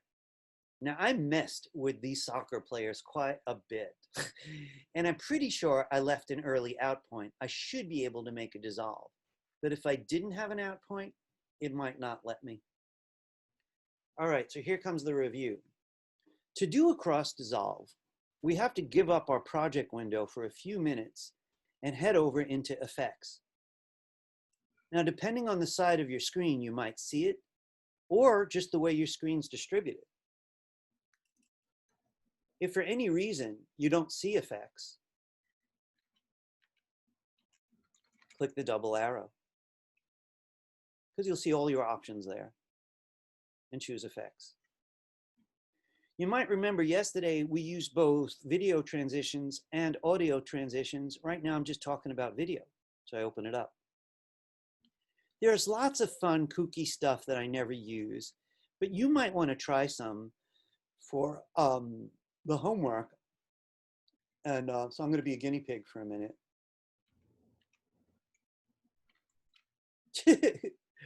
It's silly. And my computer didn't like it a hell of a lot. That's why I got this red bar up here. I'm going to click on that transition itself and delete it, because I really want dissolve. If it was about readers and writers, I might actually use that. But I'm going to go back to dissolve. There's lots of them, but I'm going to use cross dissolve again. So you take whichever one you choose and you drag it smack between the two clips. You might notice it's distributing strangely.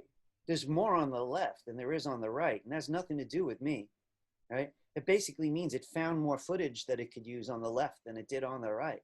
It's all about the out point for the first clip and the in point for the following clip. But I'm willing to see. I really like working intuitively, so I'll often just take a shot and see. Here it goes. I liked it. I do really wish it was much longer, slower dissolve. I'm just not sure it's going to let me. So I click and drag it out, and it won't. And that's because I was really cheap, only milliseconds after and before each clip. So there's not a lot for the dissolve to use. Maybe you'll let me drag the right side. No, that's the longest I'm going to get. So I got to say something about that. I sometimes like when things are not satisfying in class, in my demos, because part of being creative is recognizing what a limit is. There's nothing I can do about that, right? And if this was a real project, I would wonder why the hell did the director give me such short parts? You know, who was in charge of that, you know? All right. Does anybody have any questions about transitions or cross dissolve specifically? Checking out my chat. I guess they really aren't that hard ultimately. You know, once you get it once or twice, you kind of got it forever. Okay, folks, here's an alert. We're doing fine for time, but there is a bunch left to do. So I want to go back to titling. So I want to show you guys something quickly just to help people choose where you put your attention. I'm going back to the browser for a minute. Putting, I want you to see something. So these are most of the steps we tried. There's a couple things we didn't even try for people who, you know, want to explore. It's mostly stuff you've actually tried with me. But here's the homework box. So this here says briefly, cut the clips into a new movie. So it shouldn't look exactly like mine, right? And the more original it is, the more likely it is to get an A. It says, as Andy pointed out, to keep it short, but it says title it if you can, meaning it'll get a higher grade. Use sound if you can, it'll get a higher grade. Without both, it could still pass. Anyway, I'm going to move right now into titling. I'm coming back. And if you want a little review, join me. So the way I recommend titling, even though there's plenty of options, is to get back to the beginning of your timeline. Now the girl is walking, and one of the reasons I chose her is I like the idea of it saying Guatemala, or Guatemala now, or Guatemala then and now. I think I'm going to do that. Guatemala then and now, and over her head. So I think I can do that. So what I'm going to do is I don't want it to start right away because no one's going to read it if the title just shows up in an instant. So I'm going to move the playhead over even a step or two. So I'm going to use this to help me make some choices. So you place the playhead where you first want to see the text and leave the playhead there. The next step that we tried yesterday, reminding you that I know of 3 different methods, right? But I'm sticking with the first one. Place the playhead, then go to the file menu. File menu new doesn't just make projects, it could also make titles. A quick word. It doesn't have to just be titles though. Anywhere in this movie you could drop a couple words, you know, about the Maya people or about the passage of time or whatever you want to do. Right now I'm using it for a title. File menu new, legacy title. If you're doing numerous text sequences, name them, right? So I'm going to actually name this one, Guatemala. Do I really want to say then and now? You know what? I'm just going to say, yeah, okay, why not? Then and now. And I'm click OK. The only thing that's going to do is help me find it in the project window. So let's not give that too much attention. Okay, we're in the titling window. And on the left side, the type tool is selected by default, which is good. So I could just click inside. I'm going to type Guatemala, and I'm going to choose whether I want capital letters or not. And I'm going to stop at that one word for a moment. On the right side are all the properties of text. And here's the font families. So I could click in here and look at the little previews and choose one. Or I could highlight the current font and use the down arrow on my keyboard.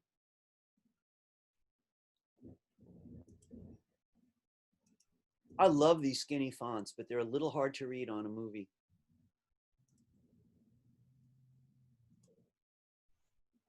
They all have different personalities. This one was pretty tempting, a little hard to read. So this is an important step, really, and most new filmmakers do this poorly because they haven't had enough exposure to typography. I'm going to stick with this simple font. Now, it's obviously too big, so I'm going to go to font size. And this is 100 points, but you might not have a good guess what size you want. So you press on it and you drag left or you drag right. I'm not going to make any color decisions yet. I'm going to switch over to the selection tool that belongs to this window way on the left so I can move it around. I'm only using these two tools. I'm going to take this a little further down. I don't want it that close to the top of the movie, even though the next words are going to overlap our head a bit. I got this in the ballpark, and I do want some more text. So I'm switching back to the type tool, and I'm going to click beneath it. And I'm going to write this time in lowercase letters, then and now. I like the font, but I don't like the size. So I'm simply going to come over to where it says size, press and drag. And whenever I want to reposition it, I'm going to get the selection tool from the left.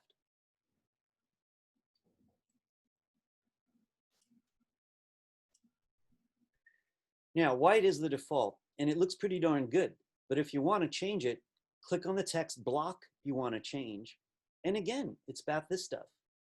You might have to scroll down. There's a lot of stuff over here on the right. It's got its own little scroll bar. But what I'm looking for is this area called fill. Simply click.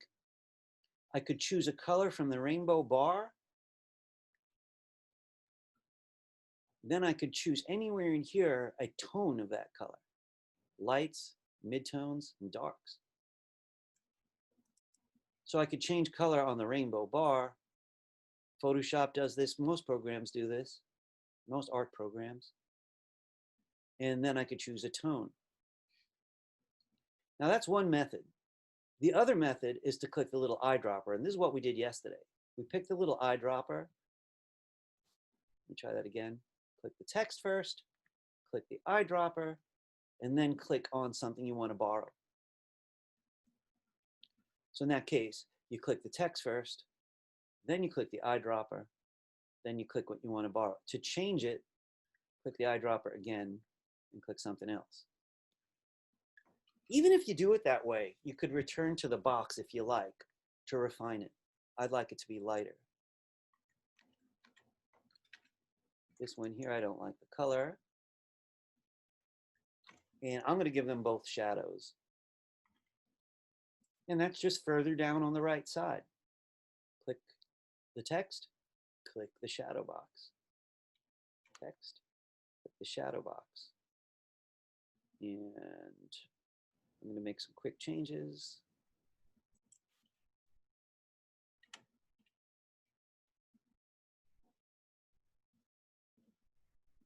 All right, I'm going to accept it.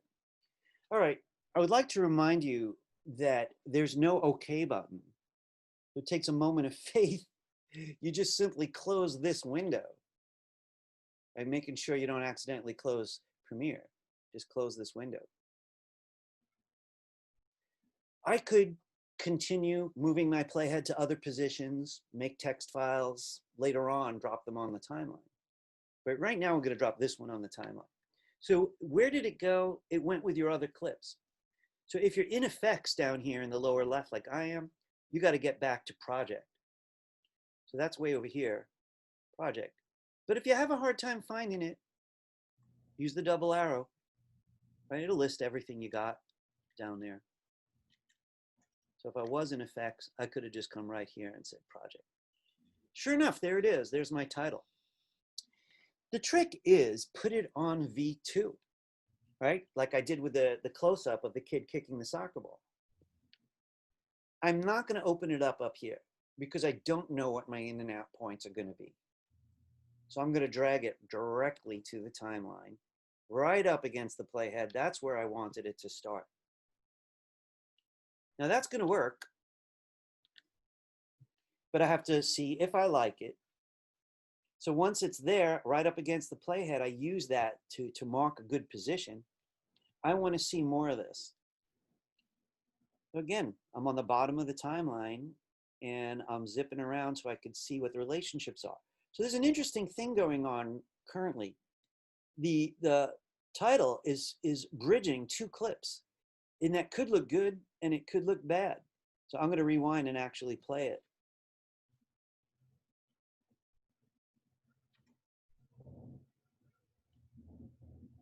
I'm not really liking it. So I'm going to see if I could shorten it and whether it feels right. I often don't like when the title crosses clips like that, and I sure don't like it now. So again, this is sort of like John's question. I'm going to change the out point. This one happens to be easy, just by coming to the edge and dragging it.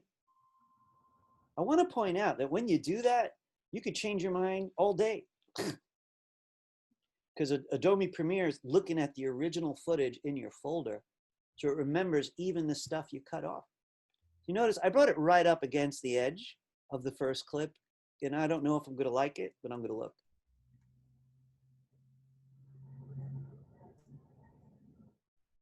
All right. I'm not thrilled, and the reason, there's two things I want to say about that quickly. It's too quick to read. It really needs to be up there for a little bit longer to make sure my audience is going to read it. That's one. Two, it feels too harsh. I think I want to soften the edges. I'm going to share a cheat with everybody. Cross dissolve was made to cross clips, but there's a cool cheat you can do with it that I'm going to share.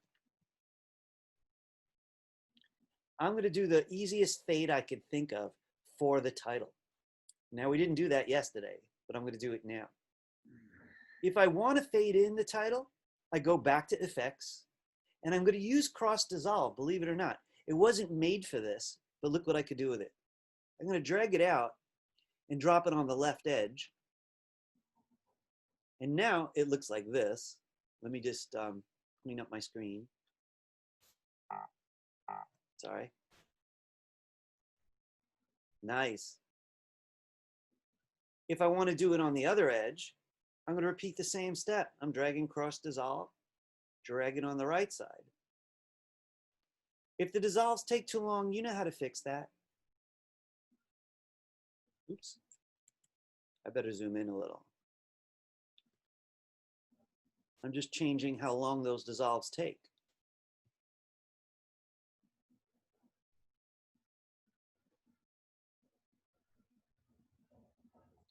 I kind of like it. It's just it's just not enough time. I changed the beginning to make it take longer. Oh, no more than an hour. That's perfect. That's what I want. I'm happy with it. I want to say something to you while you guys are working. No two video editors are at all alike, really. You know, I mentioned my idol, which is Walter Murch. So I've learned a lot from him. Not that I've met him, but I read Walter Murch. He also does a lot of YouTube stuff. But you start to feel it. You know, you're just honest with yourself. You know, at a given point, when you scratch yourself, how long were you itching before your hand went and scratch yourself? There's a lag when something becomes prominent enough to take action. I think the difference between people in the arts who do a lot is they're quicker to respond, you know, to scratch itches. I had an itch about that title. It didn't feel right. So I scratched it. I still had an itch. I scratched it again until I liked it. Okay. Does anyone have any questions about that? The room, the room's so small today. I could have called you on by name, just see how you're doing. Emmanuel, how you doing? I haven't heard from you in a while. You want to say hi or chat me or something? Yeah, I'm sorry. I'm okay. You're all right? Yeah. What do you think of Premiere? No, it's incredible. Yeah, I really like it. I'm What thinking about changing my major because, Uh-oh. no, first of all, my major is, or was, network engineer, but it's really hard, because you need a lot of coding, but I'm really bad in coding. So, Right. but I really like media, so I might change my major. I'm glad I asked.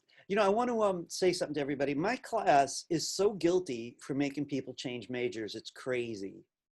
I've scared people out of video and multimedia, and I've enticed other people in. All my classes are like that. There's a lot of movement afterwards, in or out, and I can understand what you're saying. I just have to say something that's going to sound like a parent, so please forgive me for sounding like that. I am older than mostly everybody. I think I'm older than everybody.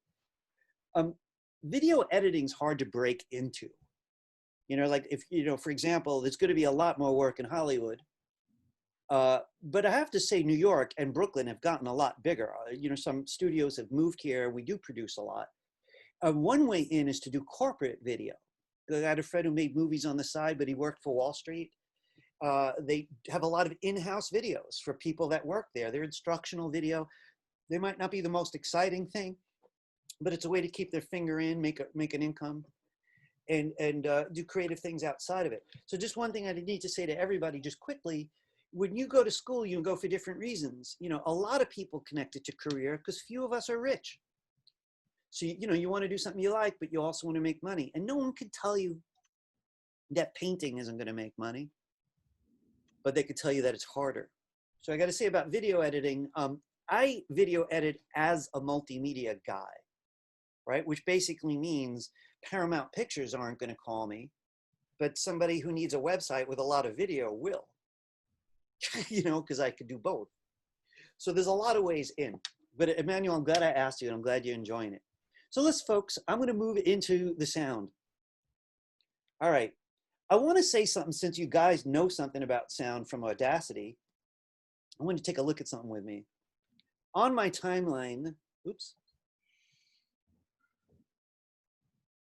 It's funny. I've been doing this for years, but I often misread what's called time code because I'm so used to doing things by eye. But here we got our 29-second video. The whole thing is 30 seconds long, really, really short. I could conceivably go to Audacity and build something this same length and bring it in. I could surely do that. Export an MP3 in Audacity and then do file menu import and bring it in here. It's 29 seconds and change. That would work. Sorry, teacher. Yes. Can I ask you again, what does the yellow line mean and the red line? Can you explain? Yeah, let me talk about, you saw I had the red line briefly. Yeah, that's right. Right. And okay, we're going to go over this a little later, but I want to say very quickly. We're changing ins and outs. If you're using special effects like changing color or doing blur or having lots of tracks piled on top of each other, the computer stresses out over that, right? It's trying to play back all these decisions without a final compressed movie. The final movie won't have trouble. It's compressed. It's like making a JPEG out of a bunch of layers in Photoshop. It's very small. It works easily. But while you're working, the yellow line's telling you there's a lot of data here, but your computer can handle it. If that line turns green, that means you got a super powerhouse computer. It can handle it easily. If it turns red, that's an alert. That's basically saying it's probably going to hang up every time you try to play it, right? So later today, I'm going to talk about rendering. Emmanuel, are you getting a red line right now? No. Okay, because if you are, I would stop everything, hit return. The computer will actually isolate all those spots and prepare them for you to work. It's called rendering. And then the red line goes away. Okay, got it. All right. Thank you. All right, I'm going to get to the music. So everybody, if you find your way back into your project window, I'm clicking the double arrow over here, back in my project window, and I'm looking for the sound file. It's called Peppy. And it's long, right? It's 3 minutes, 22 seconds, etc. Really long. And I only need a little of it.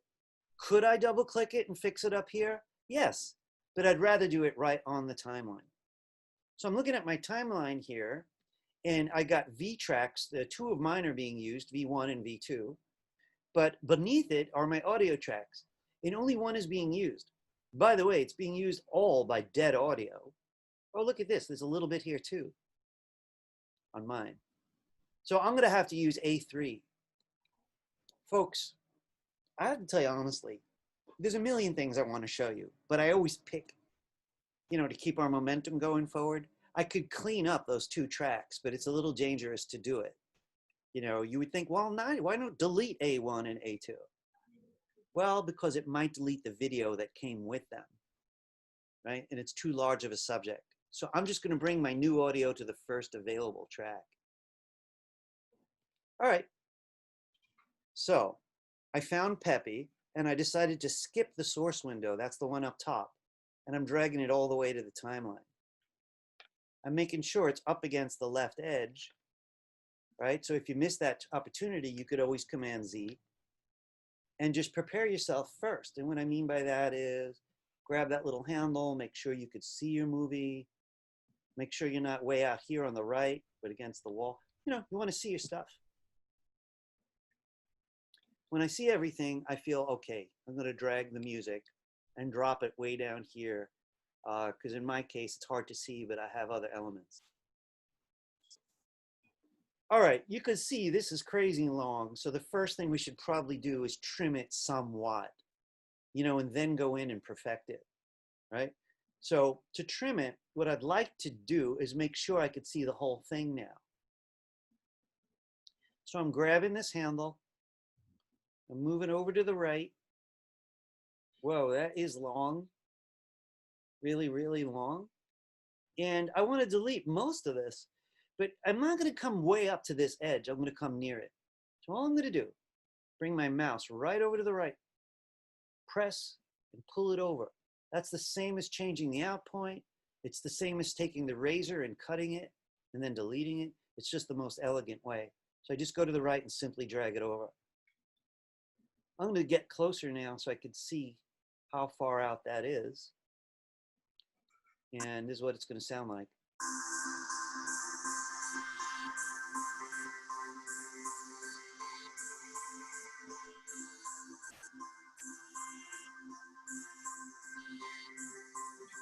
So I'm going to want it to stop a little after the video. I'm going to back it up a little bit more.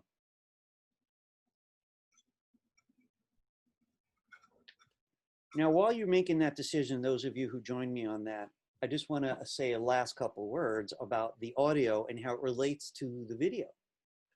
This movie doesn't feel right with too many cold cuts. I have a number of them that I really like at the beginning of the movie, going from the girl to the dock and going from the dock to the lake. I didn't put any transitions because just didn't need it. And I think a lot of video editing teachers will say the same. A really good filmmaker doesn't need as many edits. What just happened? Look at that. Ooh, a weird line just showed up. That was weird.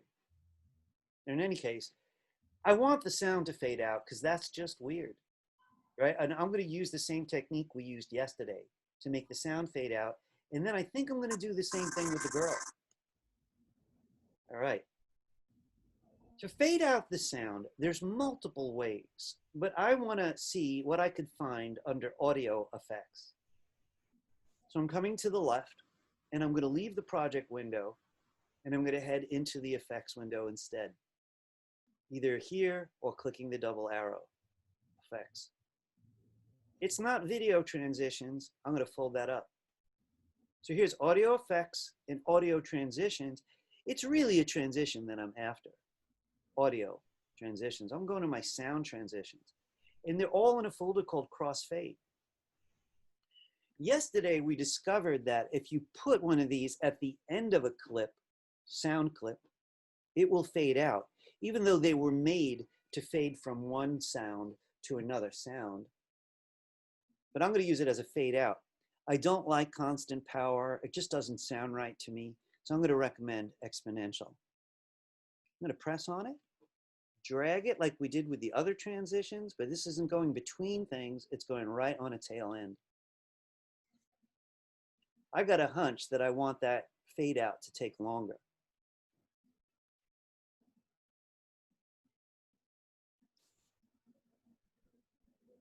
So I'm getting where I can see it, and I'm going to grab that right edge and stretch it out. That's the length of the volume descending. So, sorry guys, I'm getting a little tired, so I'm squiggling. This is what it looks like. Let's see what it sounds like.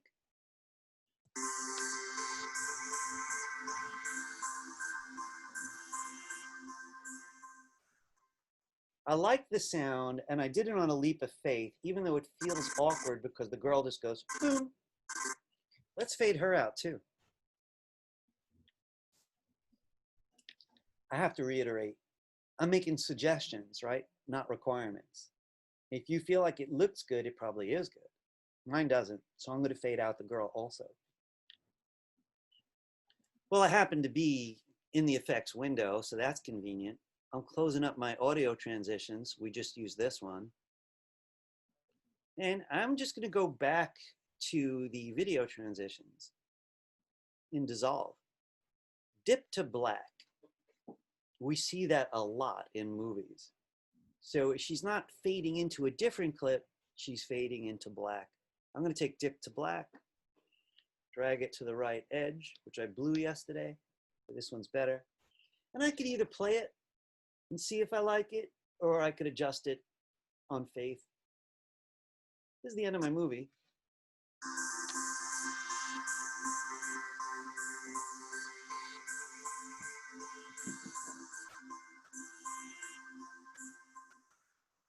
I like it. I just think I want the volume to change over a longer period of time so people know where they're going.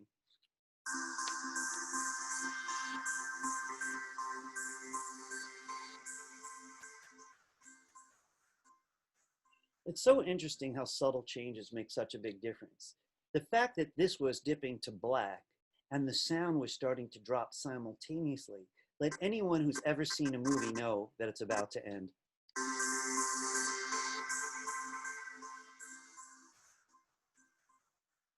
Cool. I'm feeling it. Oh gosh, you guys are probably smarter than me. Has any of you saved the project yet? Go, Lorenzo. I did not. We should have saved 20 times by now. I'm going to do it right now. Because right now, you know, it's got a goofy name. And if it crashes, I'm doomed. Did I hear a comment coming up? Yeah, it's been auto-saving for you. It's been popping up on your screen. Oh, has it? I haven't even seen it. I'm so focused. You know, I got to tell you, I've always had mixed feelings about autosave, so I often turn it off. What's the negative? The only negative is I don't want it to save if I just made a mistake or if I just made a bad decision. So I prefer to save when I want. So when I work alone and I'm not talking, I save crazy often. Command S, my hand's waving there like a habit, like a twitch. Anyway, let's save it now. So we never saved this project, yet when we opened it, we gave it a name in a folder. So since it already has a name in a folder, you could just do save or Command S. If you skip that step at the beginning, it's asking you to give it a name now and a folder. All right, it's 10:50 and I want to go over exporting, and I want to repeat to everybody that if your movie feels too much like mine, don't submit it right away. You know what I mean? Like, would it pass? If it works. But would it get a high grade? No, not until you did something different. You know, so I got to tell you, I often get cross-eyed with hypnosis when I see one after the other. That's exactly the same. So I think most of you like to experiment, so I'll probably see some sense of adventure. In any case, and I want everyone to pay close attention, do not send me the Premiere project file. Do not send me the whole folder. That's huge data and rather complex for me to work with. You never send anybody that stuff unless they're on your editing team. You just send them an exported version. So we're going to export one now. So you save the movie, but then you render it. And I want to, hark back to Emmanuel's question, what's the red line about? If you had a red line now, you definitely wouldn't be able to export.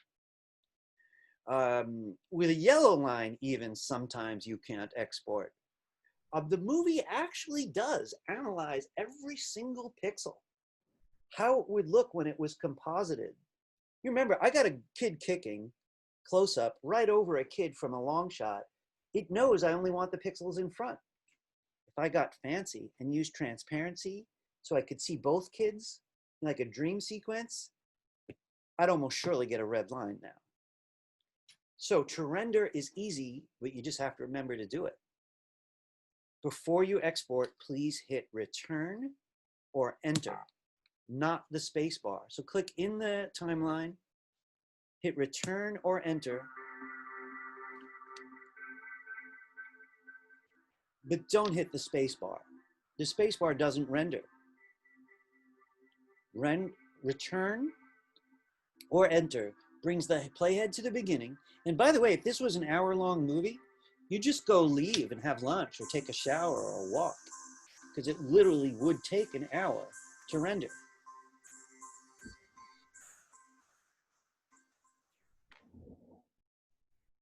If there were red lines, they would go away now. Okay, you've saved, you've rendered, we're ready to export. Export isn't hard, but it's finicky, right? So I wanted to, even though we did it yesterday, I'm going to point out my concerns. Could everyone go to the File menu and go right to Export? Media. That's the only thing I've ever exported, by the way. These all must be very interesting. Let's go to Media. We're focusing on making MP4s, right? Which is probably the most popular format right now. And I want to remind you from yesterday that the format menu doesn't even mention MP4. It mentions MPEGs, it mentions QuickTime, which is .mov.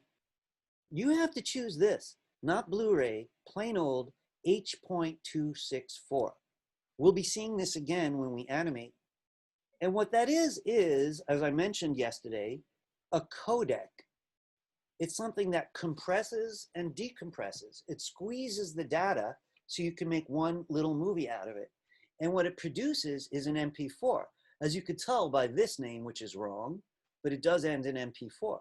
If I did choose something else, which is similar to Faik's question from earlier today, if I chose QuickTime, this says .mov, but I don't want an MOV. So this is hard to remember because it's not too intuitive. Please choose H.264. Now, the other thing you have to look at is this blue name. It's wrong. The blue name is naming it after the first clip you used. Why it does that, I have no idea. You would think it would name it after the project, but you have to click this. And the main goal is to change the name, but also to choose what folder you want the finished product to go into. 2 steps only for now. Change this, click this. You're gonna have to do this on your homework. This is gonna be real important. You click it, change its name. Now, right now, I wanna mention something to you if you wanted to move forward a little bit. So give me a minute, I just wanna point something out.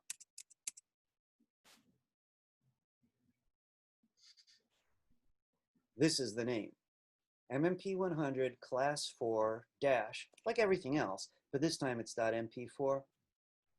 So I'm going to be the guinea pig.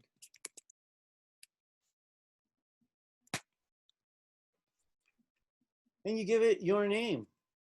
I always make believe Albert Einstein's in my class. Sometimes I use Jimi Hendrix.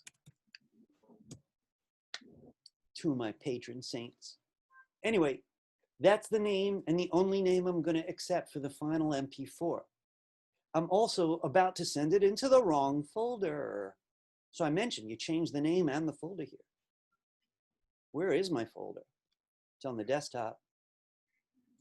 Here it is, class 15. So I'm about to tell the finished movie to go into this folder.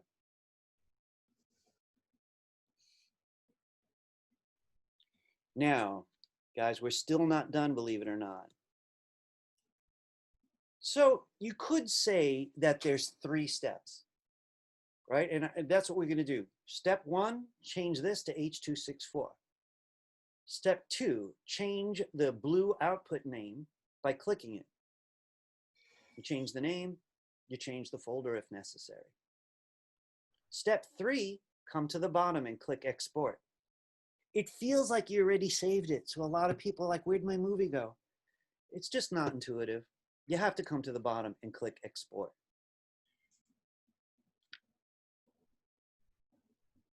If it's a big movie, it's going to take a long time.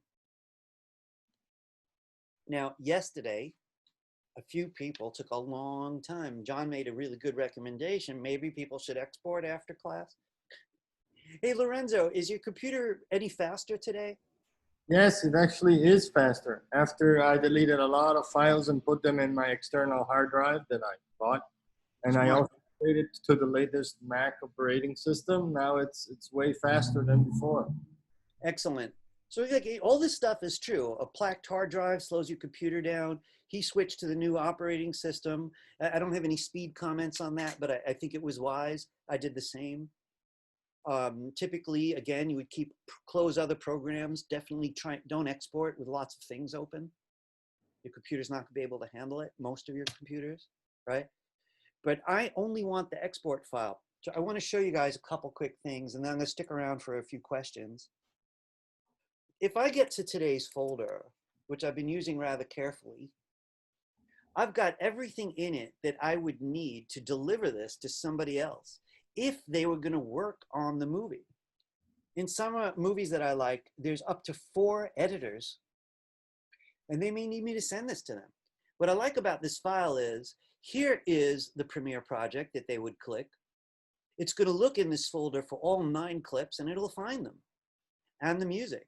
It's all together. But it also has a folder we didn't see yesterday, at least mine does. And it created extra stuff to control the fade out on the audio. And it might do that sometimes for the video, but this stuff cannot be deleted. Otherwise I'll break the movie. But probably what's most interesting is this. This is what you just made, and that's why it has the most recent time on it. Except for the previews. This is the movie you're going to send me, at least when you finish your movie, I should say. You could give this to anybody.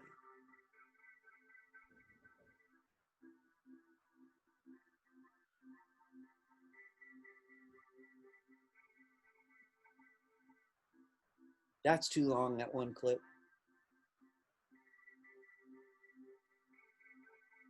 That worked out better than I thought, that close-up.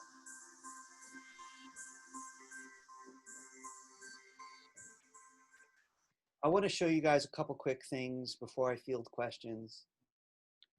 I'm going to Command I this. We were doing a lot of this in Photoshop. I just want to mention something about file size. This movie here is 22 megabytes, and it's only 30 seconds long.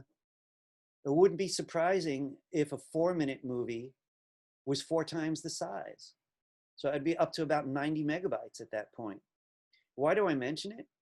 That's hard to email. So for years, I've had a lot of hard times with this particular project when the homeworks come in. For the first time, though, we got it easy because we have a Google Drive. So when your movie's finished, and right, when it is truly, truly finished, you could visit the handout unless you kept a link to the Google Drive somewhere.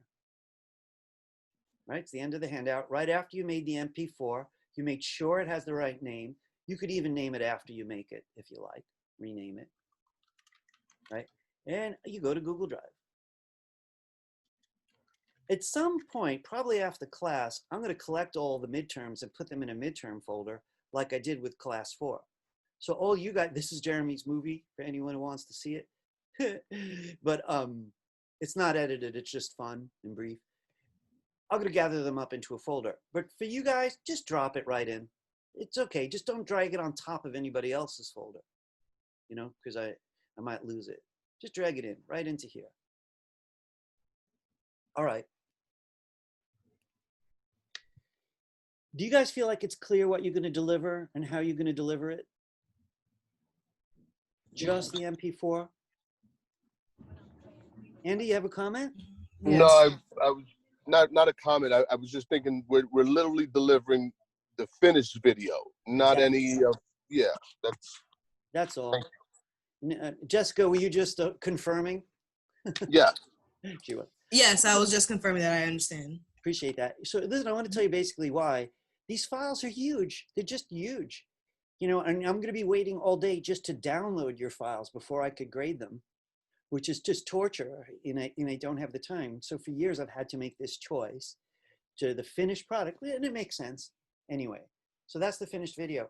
Guys, if anyone has to leave, I'm already ended 2 minutes late. I am going to stick around for a few minutes, though. I do want to say a little bit to you about what we just did. I'm very pleased with these 2 days. One could really learn a lot about video editing. But let's be really clear about it. Video editing depends on people doing their work before you did yours.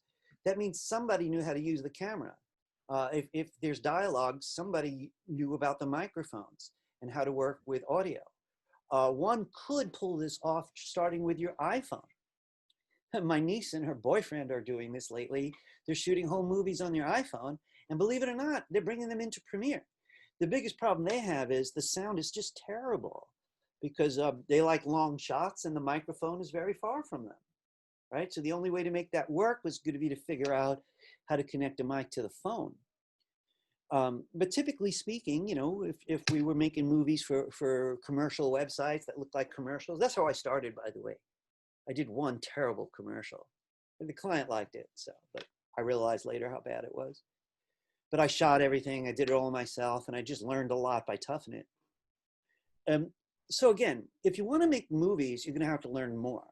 You know, how to think about movies and then how to shoot and get the sound right and the lighting right.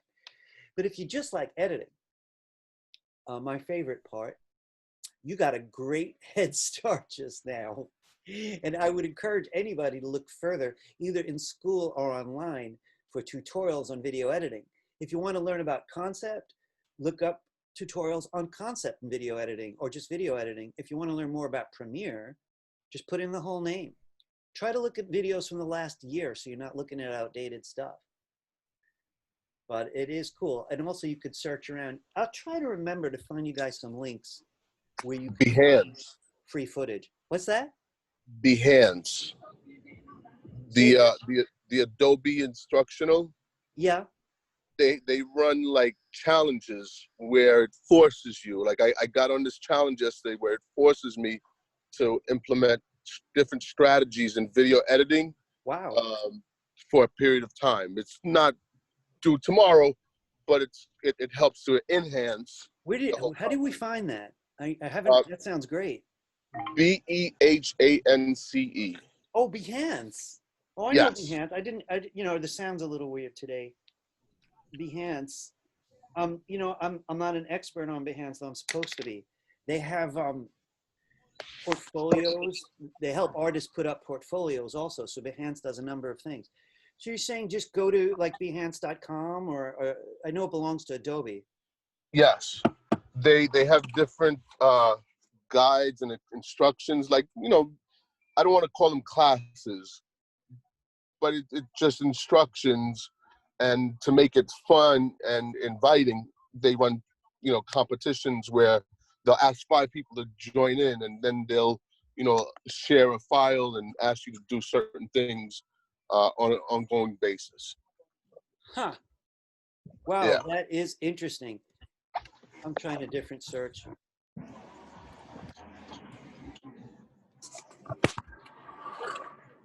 This is interesting. Yeah, thanks for mentioning. I didn't know a thing about it. Yeah, you're welcome. So, you know, That's guys, fine. this is the golden age. You know, pretty soon the schools are going to harass me and ask me to password protect these movies. And I know, who can blame them? Just give me 1 second here. I want to do something fast.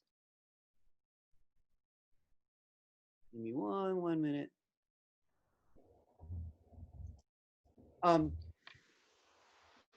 Honestly, I really don't mind if strangers poke in and learn something. I'm really all about giving information away.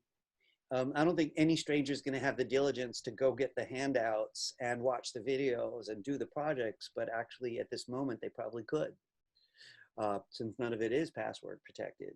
But right now there's a lot of generous, especially since quarantine and COVID and all that. There's so many people just for their own satisfaction giving away information.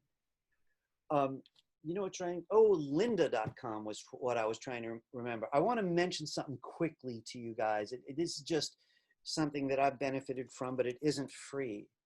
Lynda.com, Lynda, is the most famous source for all tutorials involving computer and art. All of them. And literally, there's amazing stuff for HTML and CSS. Andy, you were asking me about Bootstrap. They even have ones for Bootstrap. There's probably many for Photoshop, Adobe Animate, Adobe Premiere. This place is incredible. I didn't know that there was a free month. So you could actually learn a hell of a lot in a week. I mean, our class is pretty thorough and it ends July 2nd. But if anyone wants to learn more in the rest of the summer, you might want to come here and get yourself a free month or see what it costs. I've taken 2 Lynda classes and they're wonderful. And one of them, when the teacher spoke, you would see a transcript of what he's saying beneath it, right? You'd think it was for the hard of hearing, but you could actually click on a word that the teacher said and go back to what she said. It would rewind to that word, which is just phenomenal. Can you imagine being able to rewind me? Can you imagine being able to rewind me? It's like that, except without rewinding. You just click on the word. So that's pretty cool. It's the most famous. I don't think they offer certificates or anything for your, maybe they do. But I don't know if there's anything resume-like about this, but it's cool. It's cool. And there are others. Of course, YouTube's pretty lavish. Hey, does anyone want to ask anything or share anything or, you know, comment today? We got a small group here. You know, I really wonder how many people are watching those videos. You know, when I go and I look and it says 25, some people watch them twice, so I'm not really learning anything from those numbers, but the homework says a lot. Okay, folks, I guess I'm going to close it up. Remember, the handout's pretty thorough. Lorenzo, do you have a question? Shoot. Yes, I have a question. Okay. Can we use another audio soundtrack for the little movie? Yes. Yes, yes, yes. So, you know, I just want to say, I'm always game with people bringing in original stuff. I want you to stay on the topic because I just get really bad movies when I open the door. Give me anything, just make a movie. That just never works. So I want to stay on topic. Sound, of course, is very flexible. You know, I probably should have gotten native Mayan music. I think that would have been fantastic. I don't know how easy that is to find, especially for free. But yeah, guys, add anything you want. Footage, voiceover, maybe you want to do some voice in Audacity, talk about Guatemala, read a poem yourself. You know, the only thing that worries me about all this is this class moves at a clip, and there may be strange problems that I can't fix. Something that often happens to me is one file just will not cooperate with Premiere. Refuses to open when I do file menu import. It's something about the way it was made, and I found it online, so I can't fix it. A photo or some sound or some video. Sometimes it can be fixed. But anyway, yeah, feel free to run with the ball by all means. Anybody else? Have a wonderful Father's Day weekend. Oh yeah, it is Father's Day. So I'm doing It is. something. Happy Father's Day. Thank you very, very much. I got one kid, but she makes being a father a real joy. So thank you. He's under 18. Good Father's Day to you. Anybody in here may be a parent. And otherwise, I will see you all on Tuesday, okay? Just remember, Tuesdays are Thank next you, class. Professor. Enjoy. Get Animate. Thank you. You'll love it. See you for Adobe Thank you. Animate on Tuesday. Bye, everybody. Thank you. Bye-bye. My pleasure.